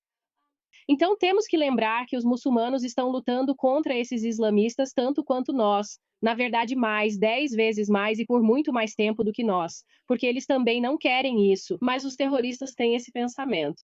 Ei, nós vamos fazer isso acontecer, nós vamos chegar lá. E é nisso que eles estão super focados agora, na cabeça deles. O único obstáculo para isso acontecer é os Estados Unidos e Israel tendo influência sobre o Oriente Médio. Se não fosse nossa influência, Catar, Arábia Saudita e Emirados Árabes Unidos se uniriam ao nosso califado islâmico, certo? Eles são meio delirantes, né? Eles foram meio que doutrinados, então estão muito focados em uma grande ideia e somos um obstáculo. Essa é a forma mais simples de dizer, mas há muito mais por trás. Não, isso é realmente útil. E eu acho que o que me chama a atenção é que, sabe, eu sou uma pessoa de fé. Então, sabe, muitas vezes as pessoas adoram dizer que tudo isso é por causa da religião e que não existe Deus. E que se não fosse pela religião, ninguém brigaria. Na verdade, isso nem é um conceito religioso. O que está acontecendo aqui? Tipo, você está descrevendo algo que não é por causa de uma estrutura religiosa, é uma estrutura psicológica. E isso está fora do Islã, está fora do judaico-cristianismo, está até fora de todos os outros ramos do cristianismo e do catolicismo que podemos falar. E eu acho que é mais ou menos aí que, sabe, em muitos casos, numa tentativa bem intencionada de aceitar todas as pessoas, certo? E deixar que as pessoas tenham, sabe, suas vidas. Ah, bem, é só o jeito que algumas pessoas praticam religião. Religião é o problema, né? Isso não é um problema religioso, é um problema ideológico. Sim, eles usam a religião como ferramenta para influenciar e manipular você. Mas o interessante é que eu estava lendo, sabe? Foi só por acaso. Era um cavalheiro nos Emirados Árabes Unidos. Ele fez uma viagem para o Ocidente e foi a uma mesquita local porque queria rezar enquanto viajava. E ele disse que foi uma loucura. Eles falavam abertamente sobre jihad na mesquita, o que é ilegal nos Emirados Árabes Unidos. Então, o engraçado é que nós permitimos que isso acontecesse por causa da nossa própria, acho que, empatia suicida. Mas se você for a uma mesquita em alguns desses outros países, você vai na Arábia Saudita, você vai nos Emirados Árabes Unidos, você vai em Omã, você não vai ouvir essa linguagem ou retórica nem ver doutrinação assim. Não verá isso. Não vai entrar numa mesquita em Benghazi hoje e ser doutrinada, te garanto. Então, por que permitimos isso? É algo muito estranho e afrouxamos um pouco nisso. Quando temos parceiros, esses governos podem nos dizer: aqui está a estrutura, é assim que fazemos e por quê? Parece que nem ouvimos ou aprendemos com eles quando fazem certo, o que é preocupante. Quando você falou sobre Benghazi e como a sociedade evoluiu após o terrorismo, fiquei encorajado a acreditar que existe outra saída, certo? Existe uma saída. Mas o que me preocupou foi para onde esses terroristas foram, porque eles não simplesmente decidiram deixar de ser terroristas, eles apenas saíram de Benghazi. Para onde eles foram? Claro, então sim, a parte boa de Benghazi é que era uma cidade contrária ao terrorismo, então esse era um bom ponto de partida. Agora, o que aconteceu foi que eles travaram uma guerra civil e foram de bairro em bairro, o que as pessoas aparentemente não gostam em outros países e lutaram contra eles. Então, na verdade, cerca de 50% deles morreram no campo de batalha, o que é uma loucura. Eu diria que cerca de 10% deles estão detidos e então talvez 15%, e aí os outros talvez 35%. É, como você disse, meio que sumiram no mundo. Agora tem uma pequena porcentagem que abandonou o terrorismo, mas é uma porcentagem bem pequena. Depois, o restante foi para outra região da Líbia, ficando em Trípoli. Juntaram-se a outros grupos e alguns partiram. Tem cerca de uma dúzia na Turquia, tem outros na Europa, e agora, claro, eles estão se deslocando de novo para o Afeganistão, então eles realmente se espalham e muitas vezes vão para a próxima zona de guerra. Primeiro, eles só foram para a Síria, como você imagina. Agora todos estão voltando ao Afeganistão, porque essa é a nova base da jihad, então esses terroristas vão se mover constantemente. Eu conheço terroristas que foram da Bósnia para o Afeganistão, para a Argélia, para o Iraque, para a Síria. É uma loucura. Eles sentem que precisam ir para a próxima jihad na cabeça deles. Você pode descrever um pouco sobre o que está acontecendo dentro das universidades americanas e o negócio muito complicado de financiar ideologias que, na verdade, estão começando a dividir os Estados Unidos e fazendo com que a gente realmente perca a noção de onde as ameaças estão vindo? Quem está do lado do bem contra o mal? E eu não quero simplificar tanto assim para bem e mal, mas, como você descreveu, existe uma ideologia que não quer que as pessoas vivam em harmonia umas com as outras, eles querem um modo de vida muito específico e controlado. Você pode descrever como isso está infiltrando nossos sistemas escolares? Você acabou de dizer específico e controlado. Isso também é, sabe, é uma forma suave de dizer isso. É uma forma suave de dizer isso. Eu estava tentando não usar linguagem inflamatória.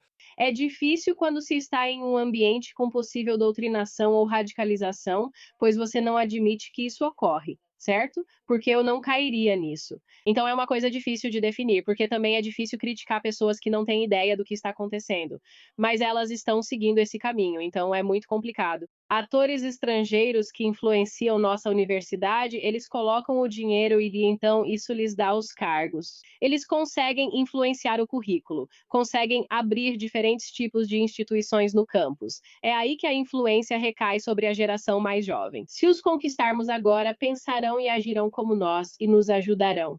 Sabe, conforme eles crescem. O ISIS faz muito recrutamento em cursos de engenharia, não é? Eles sabem que este é o momento crucial para atrair os mais brilhantes, influentes e quem tem mais dinheiro.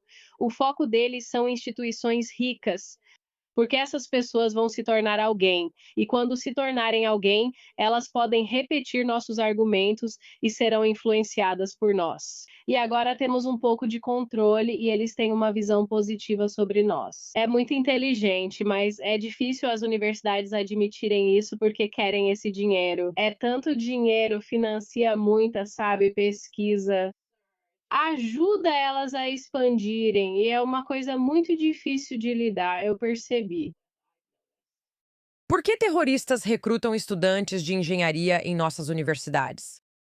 Sim, então eles focam nos engenheiros, porque engenheiros pensam fora da caixa. Os criativos, como eu disse, muitos deles vêm de famílias mais ricas, o que lhes dá uma certa influência, e claro, também por causa da fabricação de bombas. Então qualquer um pode fazer uma bomba, certo? Nós três poderíamos ficar na internet por 30 minutos e fazer uma bomba. Mas como você aprimora isso, entende? Como você faz diferente? Como testa novos produtos químicos? Como faz coisas novas?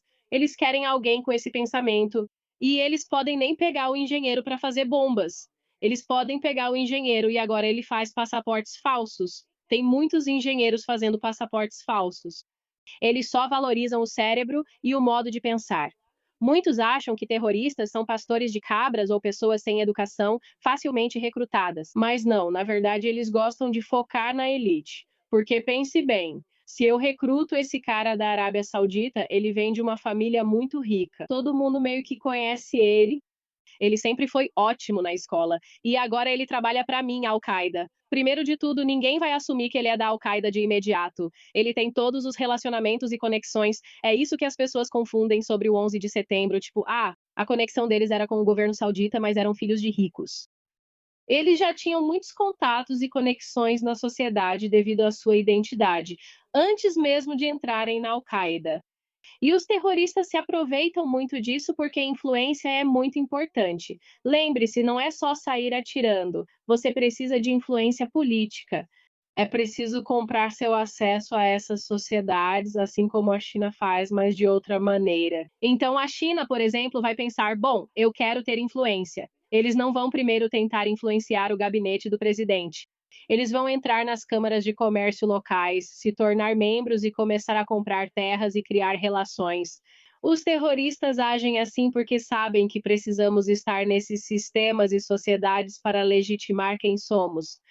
Eu estava me perguntando se podemos abordar dois tópicos. Um deles é a Síndrome de Havana. Eu sei que você tem uma experiência muito interessante sobre a qual eu adoraria ouvir, mas hoje mesmo, uma repórter que estava investigando Epstein disse que teve que fugir da casa dela no Novo México, porque ela foi alvo do que descreveu como efeitos muito semelhantes ao que uma arma de energia poderia causar.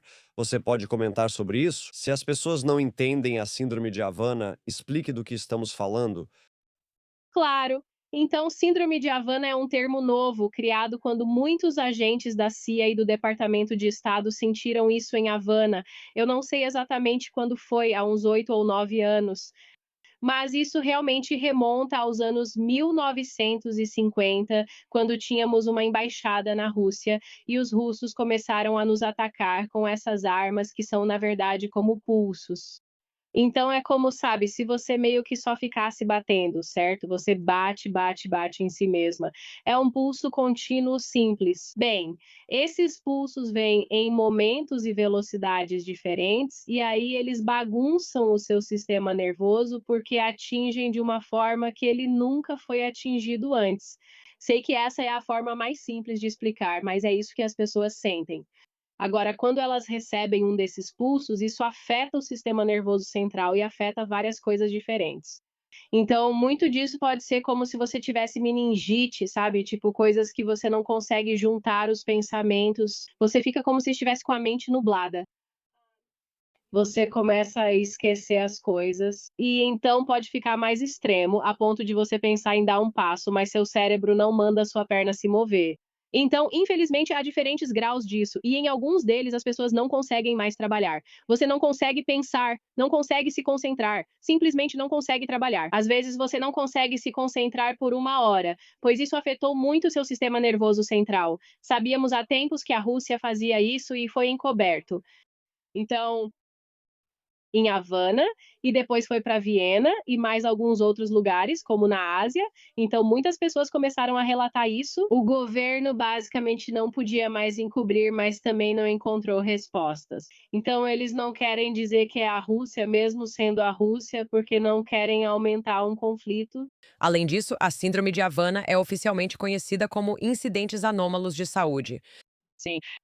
Tô dizendo isso, sabe, meio que brincando. Sabe, para muitas mulheres que têm Covid longa, menopausa e condições autoimunes, nós temos todos esses sintomas. E vidas. Nós não temos a síndrome de Havana, mas esses são os sintomas de algo que desregulou o seu sistema nervoso, certo? De uma forma que é muito difícil de identificar, muito difícil de diagnosticar, muito difícil de encontrar uma causa e muito difícil de tratar. Então você meio que tenta tratar todos os sintomas, mas é isso mesmo. É uma etiologia desconhecida, certo? Sim, então, os efeitos mais simples e menos prejudiciais da síndrome de Havana aparecem com Covid longa ou doença de Lyme. Mas por causa de quem foi alvo e de como foram alvo, e porque foram atingidos de forma muito mais extrema, nos piores casos, essas pessoas não conseguem realizar funções diárias normais, nem pensar ou se movimentar direito. E infelizmente não existe uma cura ou solução.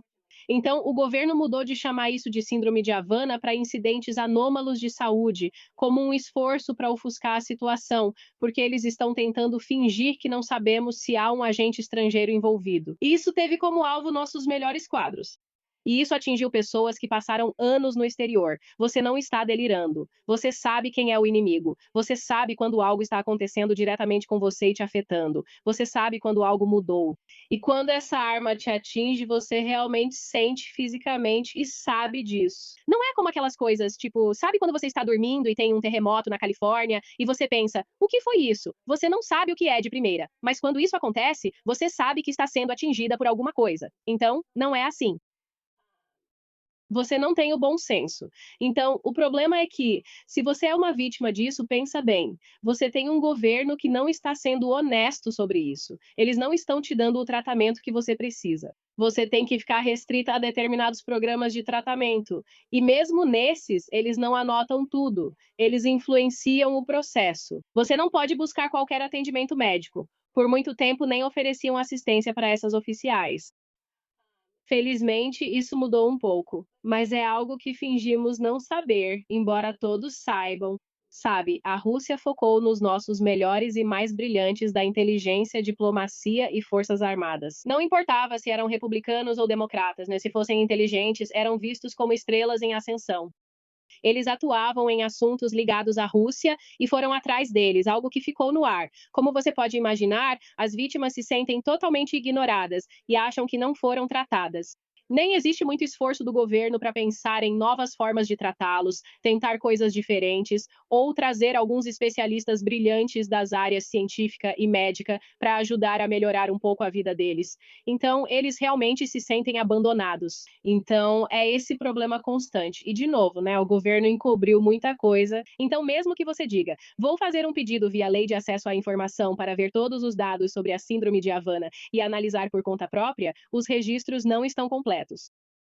Você não conseguirá fazer uma boa avaliação, mesmo reunindo todos os registros do governo, pois foram corrompidos. É triste, mas é verdade. IPS, o governo corrompeu os arquivos. Sim. O que estamos falando é de algum tipo de pulso de uma arma, mas a gente não entendia que arma era essa. Havia controvérsia sobre a necessidade de um caminhão grande para gerar esse pulso de micro-ondas. Será que é portátil? Como estão usando isso? Havia muita incerteza sobre o lado tecnológico de como isso estava acontecendo com as pessoas. É como em Jornada nas Estrelas, tem uma arma estranha e ela faz piu, piu, piu, piu. É isso que eu imagino. Porque é uma tecnologia nova sobre a qual não tínhamos muita clareza. Havia muita incerteza sobre, sabe, como isso estava sendo usado, como poderia impactar as pessoas. Os sintomas deles não eram compreendidos porque não entendíamos a tecnologia que causava isso. Eu acho que parte disso é que eles não queriam saber todos os detalhes. Para ser bem honesta, vamos falar só de Havana. O hotel onde eles miraram nessas pessoas não teve todos como alvo, certo? Por exemplo, havia comissários de bordo lá, Ou seja, pode estar do outro lado da parede do quarto, não precisa ser um caminhão fora. Pelo menos é algo do tamanho que cabe no quarto ao lado. Esse é um entendimento básico, mas eles fingem que não sabemos de onde isso vem. Por isso, muitos não levam a sério. Quando eu saí da CIA, eu fui trabalhar para a JetBlue e eu falei para eles: olha, a equipe de vocês está ficando nesse hotel. A síndrome de Havana aconteceu lá, disse a eles. Isso é direcionado e não afetará sua equipe, mas por que arriscar?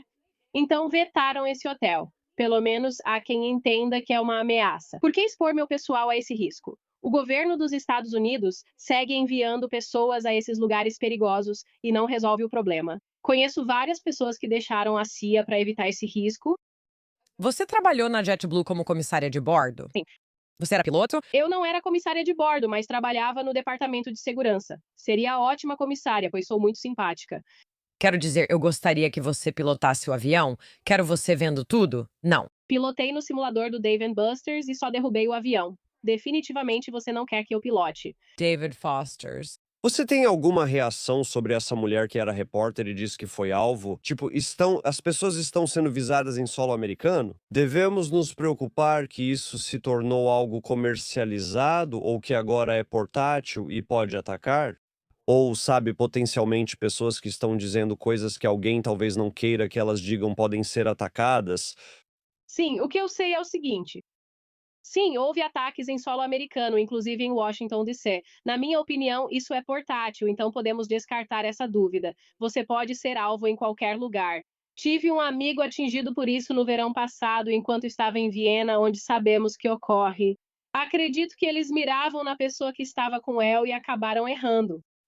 Acho que ele foi atingido em vez da outra pessoa. Isso é outra questão também. Quem está perto dessa pessoa? Agora veja essa parte. É difícil nesse caso. Então lembre-se, isso era russo.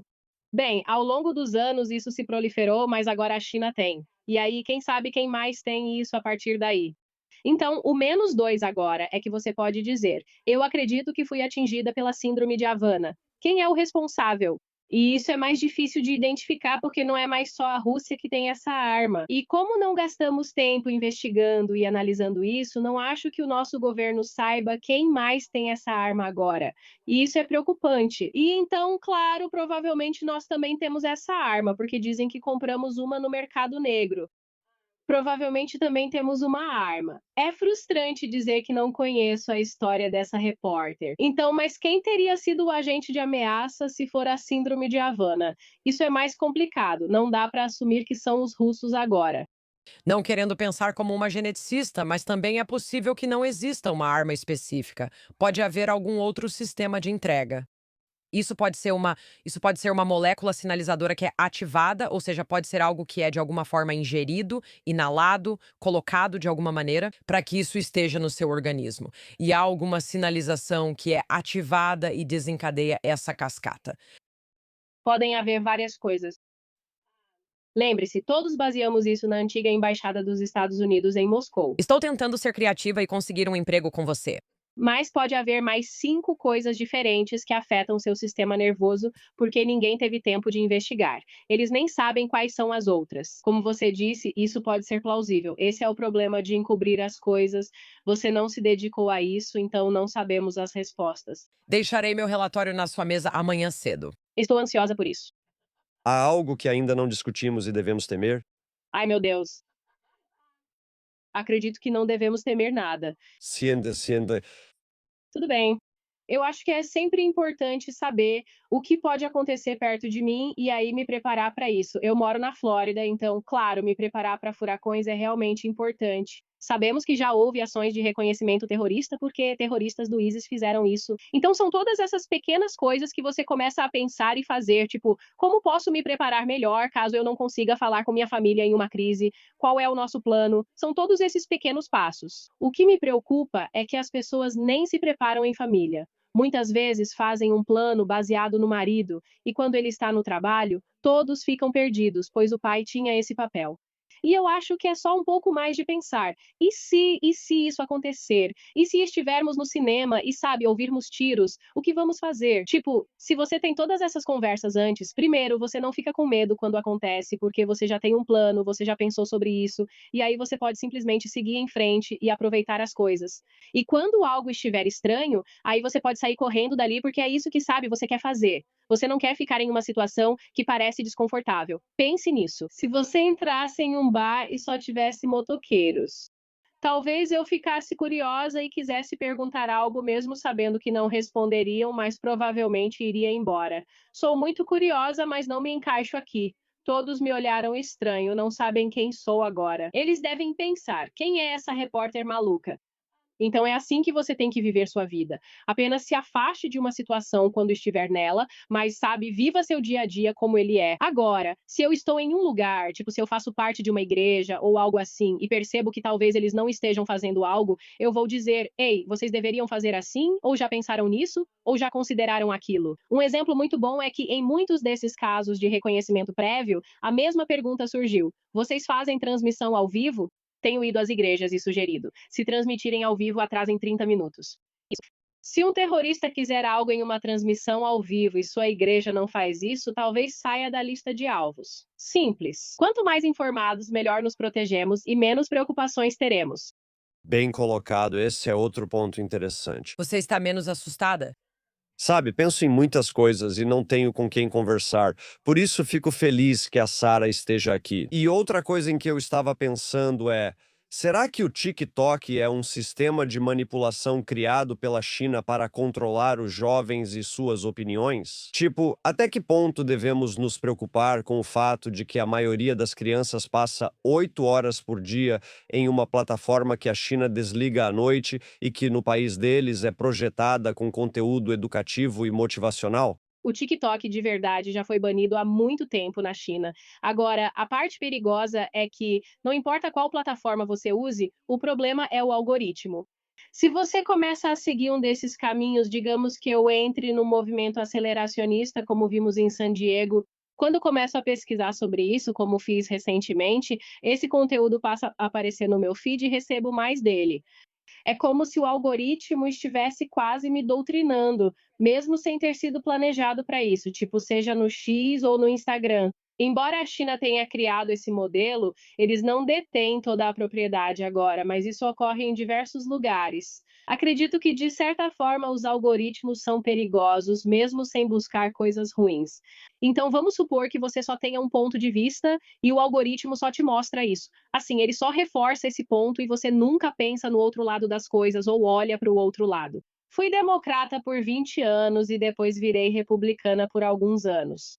Sabe, eu já trabalhei em todo o governo, já trabalhei no Congresso, eu vi os dois lados disso. Então, eu sou muito boa em enxergar tanto um lado quanto o outro, porque sou bem moderada, bem no meio. Se o algoritmo só alimenta você com conteúdos de extrema direita, extrema esquerda ou propaganda terrorista, ou qualquer outra coisa que estejam empurrando para nossos filhos, algumas dessas ideias malucas que eles acreditam acabam sendo cada vez mais reforçadas. Quando algo é reforçado, é como ouvir a mesma coisa 3 vezes. Isso fica na sua cabeça.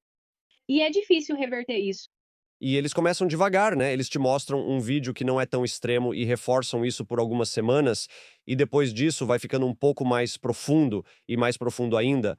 Eu, tipo, não acho que a gente vá ver isso algum dia, mas eu sempre defendi a transparência algorítmica, onde você deveria poder deslizar uma barra e dizer: eu quero algo mais equilibrado, eu quero que meu ponto de vista seja reforçado, eu quero o contraponto. E você deveria poder ver visualmente um gráfico ou um tipo de controle deslizante para dizer, na verdade, o seu algoritmo está mais inclinado para isso. Porque também, sabe, nossa capacidade de atenção não é tão longo assim. Existe uma fórmula de conteúdo de 6 ou 7 partes aí. Eles mostram, aqui está um exercício que você fazia errado sem saber. Aqui está um suplemento que você precisa tomar. Vi uma luminária de concreto linda e pedi para meu filho fazer, mas é algo de arte que você poderia fazer em casa, embora provavelmente não vá. Tem um produto que você precisa comprar. Depois outra dica de exercício. Mas dessa vez é uma mulher e ela mal está vestida? Exatamente. Fico pensando, preciso comprar aquilo. Mas espera, será que devo mesmo? E assim eles te mantêm nesse ciclo. Dois animais de estimação que não deveriam ser amigos, mas são, aparecem. Agora me sinto ótimo e mando isso pro meu. Isso só me mantém nesse ciclo, repetidamente. E eu não percebo que existe uma fórmula em ação para me manter distraído. E se isso for sobre ideologia, se for sobre em que devo acreditar e sobre eu não gostar do meu país, de repente isso se torna realmente perigoso. Sim, e é uma coisa complicada porque essas empresas estão tentando ganhar dinheiro. Sim, algumas são pagas para influenciar, o que preocupa. É difícil saber o que, onde e quando, mas querem lucrar, buscando indignação e absurdo. É frustrante porque nunca serão totalmente transparentes, já que algumas participam de operações de influência. Eu realmente acho que uma das principais coisas é se desligar disso o máximo possível. Na semana passada, eu recebi uma amiga na cidade que não está nas redes sociais. E nós a interrogamos, essa pobre garota, como se ela fosse uma alienígena. Mas foi fascinante porque ela via o mundo de uma forma realmente muito clara. Ela era informada como os malucos da internet, mas sem conhecer a loucura. Quando contamos algumas teorias da conspiração, ela achou engraçado. Mas é isso, você tem que se desligar, porque ninguém vai consertar seu algoritmo ou te dar boas informações. Eles querem influenciar você. Precisamos ser honestas sobre isso. O maior medo que tantas de nós temos é, sabe, mesmo que você não seja pai ou mãe, a gente tem uma geração na qual fizemos um experimento horrível. A gente disse: o que acontece se dermos a você acesso 24 horas por dia à raiva, à dismorfia, a armadilhas de saúde mental, sabe? O que acontece? É isso que acontece. A gente não sabe lidar com nuances e temos crianças que não sabem a diferença entre verdade e ficção. Se você vê alguém dizendo que um estudo mostrou, a menos que você me mostre os dados brutos desse estudo e eu possa replicar isso, em outro estudo revisado por pares, não me importo com estudos divulgados na internet, pois podem ter sido feitos com 3 ou 3 mil pessoas. Tudo o que as pessoas querem é repassar isso, uma informação que confirma o que acreditam, e então enviam para todos que conhecem. Na verdade, não é isso que queremos que a próxima geração de crianças pense ou busque. É, e é uma coisa super complicada, porque quando você diz que vai resolver esse problema, certo? Que vamos combater algo como a desinformação. Aí você traz visões políticas, as suposições, os vieses das pessoas, e também não dá para resolver assim. Então é quase como se o distanciamento fosse a chave. O que eu sei que é complicado, porque isso está virando um vício para essas crianças. E como você sabe, quero dizer, você é mais inteligente do que eu. Livrar alguém de qualquer vício é tão complicado. É muito difícil para os pais hoje em dia. É uma luta dura, mas precisam continuar. Sinto que muitos lutam bastante e depois acabam desistindo, achando que não compensa. Não acho que essa seja a forma de lidar com isso. O que você faz para se divertir? Como isso não passa a definir quem você é por completo? O que fizeram com você no meio oeste para você conseguir viver normalmente sabendo de tudo o que sabe? Consigo sim. Não vejo isso como algo assustador, porque lembra há coisas ruins em todo lugar na vida. É mais provável eu ser atropelada e morrer do que ser baleada por terroristas, né? Por isso realmente não me preocupa. Então eu não fico por aí estressada nem chateada com isso. Eu tento compartilhar. Reforçar o preparo das pessoas é importante, pois quanto mais você sabe, mais está pronta para agir em situações inesperadas. Se ouvir um estrondo, por exemplo, saio correndo em vez de investigar. Isso muda a forma como as pessoas pensam. Por isso, foco muito nisso. Tenho uma vida normal no dia a dia. Infelizmente, perdi meu cachorro, com quem passava quase todo o tempo, mas ele morreu de velhice. Mas eu ando por aí de bicicleta elétrica. Sabe, eu vou à feira do produtor local nos fins de semana. Minha vida é perfeitamente normal, e é assim que todos os americanos deveriam viver. Você não pode viver baseada no medo, mas saber que existem ameaças por aí já é bom, porque assim você pode se preparar para elas. Então, se algo ruim acontecer, eu vou ficar bem na minha casa por uma semana ou duas, certo? Posso me isolar. Estou preparada. Eu sei como me defender e proteger se preciso, e acho que é uma ótima situação. Assim posso aproveitar o resto da vida. Sara, te encontrei na internet e estou muito feliz por termos conversado. Eu estava na categoria de mulher atraente ou na dos dois animais de estimação que não se dão bem? Você que nos diga. Eu também recebo muito conteúdo do tipo: estas são as ameaças no mundo, então você entrou nessa categoria. Só conferia em que categoria isso estava no algoritmo. Ai, meu Deus, eu amo ela. Sara, seu podcast, The Watch Floor. Se vocês gostam do jeito que a Sara fala, como eu gosto, e gostam da perspectiva que ela traz, por favor, confiram The Watch Floor. Onde as pessoas podem te seguir e te encontrar na internet? Sim, The Watch Flora está no YouTube. E aí a gente tem, tipo, está em todas as outras, sabe? Você pode ir no Facebook, X. E eu estou principalmente no Twitter com meu nome, Sarah Adams. Estou em outros sites como o LinkedIn, mas sinceramente nunca tenho tempo de ver mensagens. Então é melhor você se esforçar para me encontrar.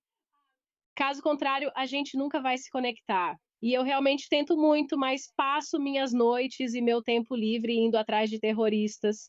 Não tenho muito tempo livre. Agora trabalho em tempo integral, como você com o podcast. Estou aprendendo e gosto de ficar nos bastidores. Então, isso já é um universo super desconfortável para mim. Aposto que para você, sendo uma estrela, é diferente, mas ainda assim é uma transição difícil. Sim, é bastante desafiador. Também destaco o livro que você escreveu com Dave Benton, Benghazi, Know Thy Enemy, A Cold Case Investigation. Um livro realmente incrível. Além disso, porque mostra não só o que aconteceu, mas como se investiga e como se persegue esse tipo de terrorismo.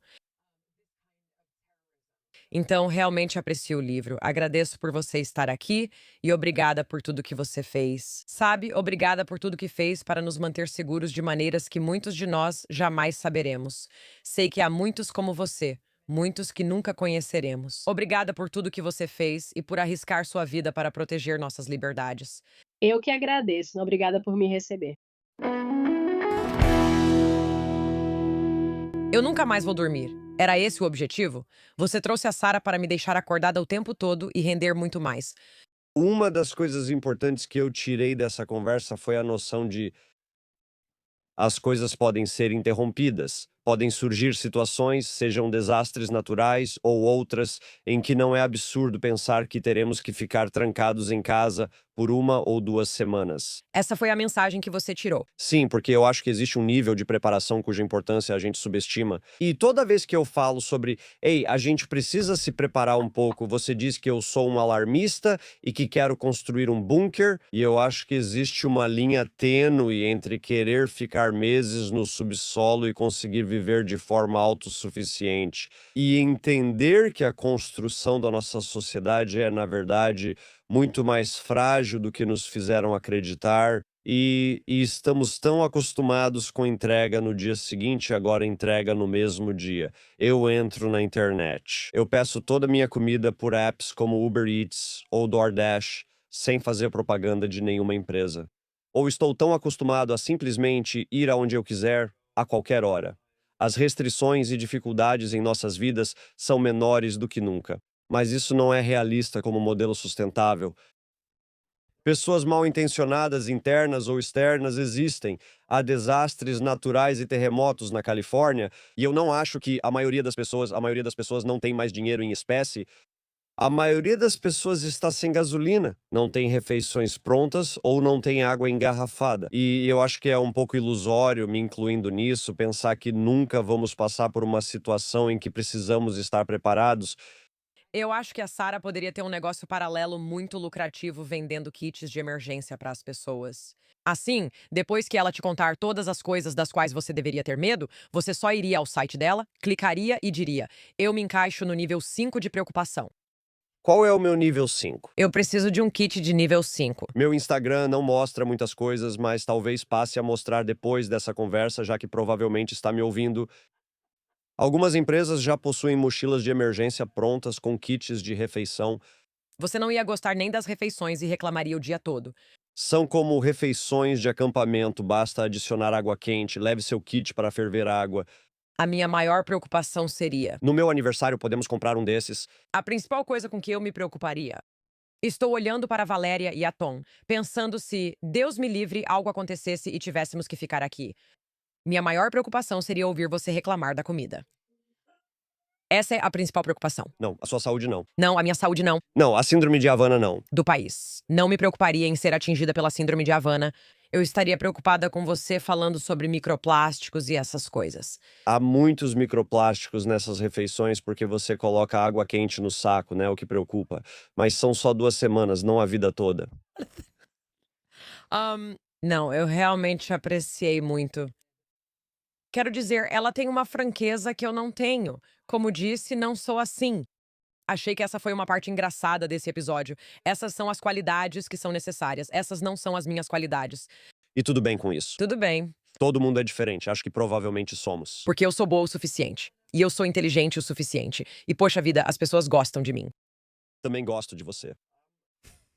Acho que somos o programa mais engraçado em que ela já esteve. Ela costuma participar de programas sérios. Ela é muito engraçada. Ela é muito engraçada.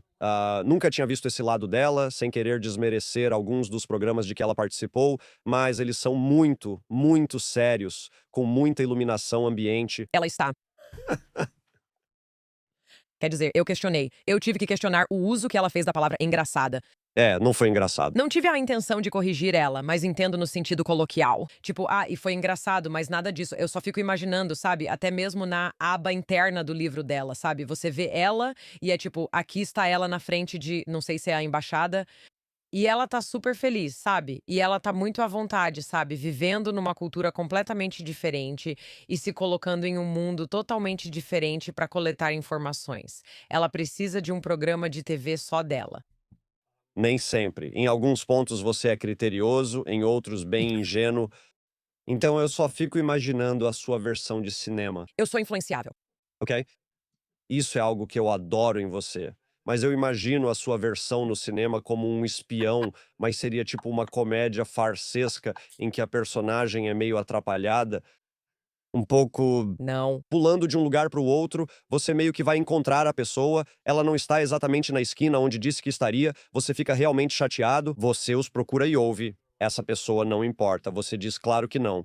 Estou pensando na Melanie Griffith em um filme chamado Estranha Entre Nós. Um salve para Howard Z. Rosenman, que produziu esse filme. Era a Melanie Griffith com uma arma, tipo, fica parada, foi fantástico. Pensei, é isso que eu quero, poderia ser assim. Interpretaria a Sarah se ela pedisse. Eu interpretaria ela na versão cinematográfica da vida dela? Se você ainda está aqui e quer mais de Mayimbe Alex Breakdown, pode encontrar conversas e análises no Substack, Mayimbe Alex Breakdown no Substack. Do nosso breakdown para o que esperamos não ter. Até a próxima. It's Mayimbe Alex Breakdown. She's gonna break it down for you. She's got a neuroscience PhD or two. Fun fiction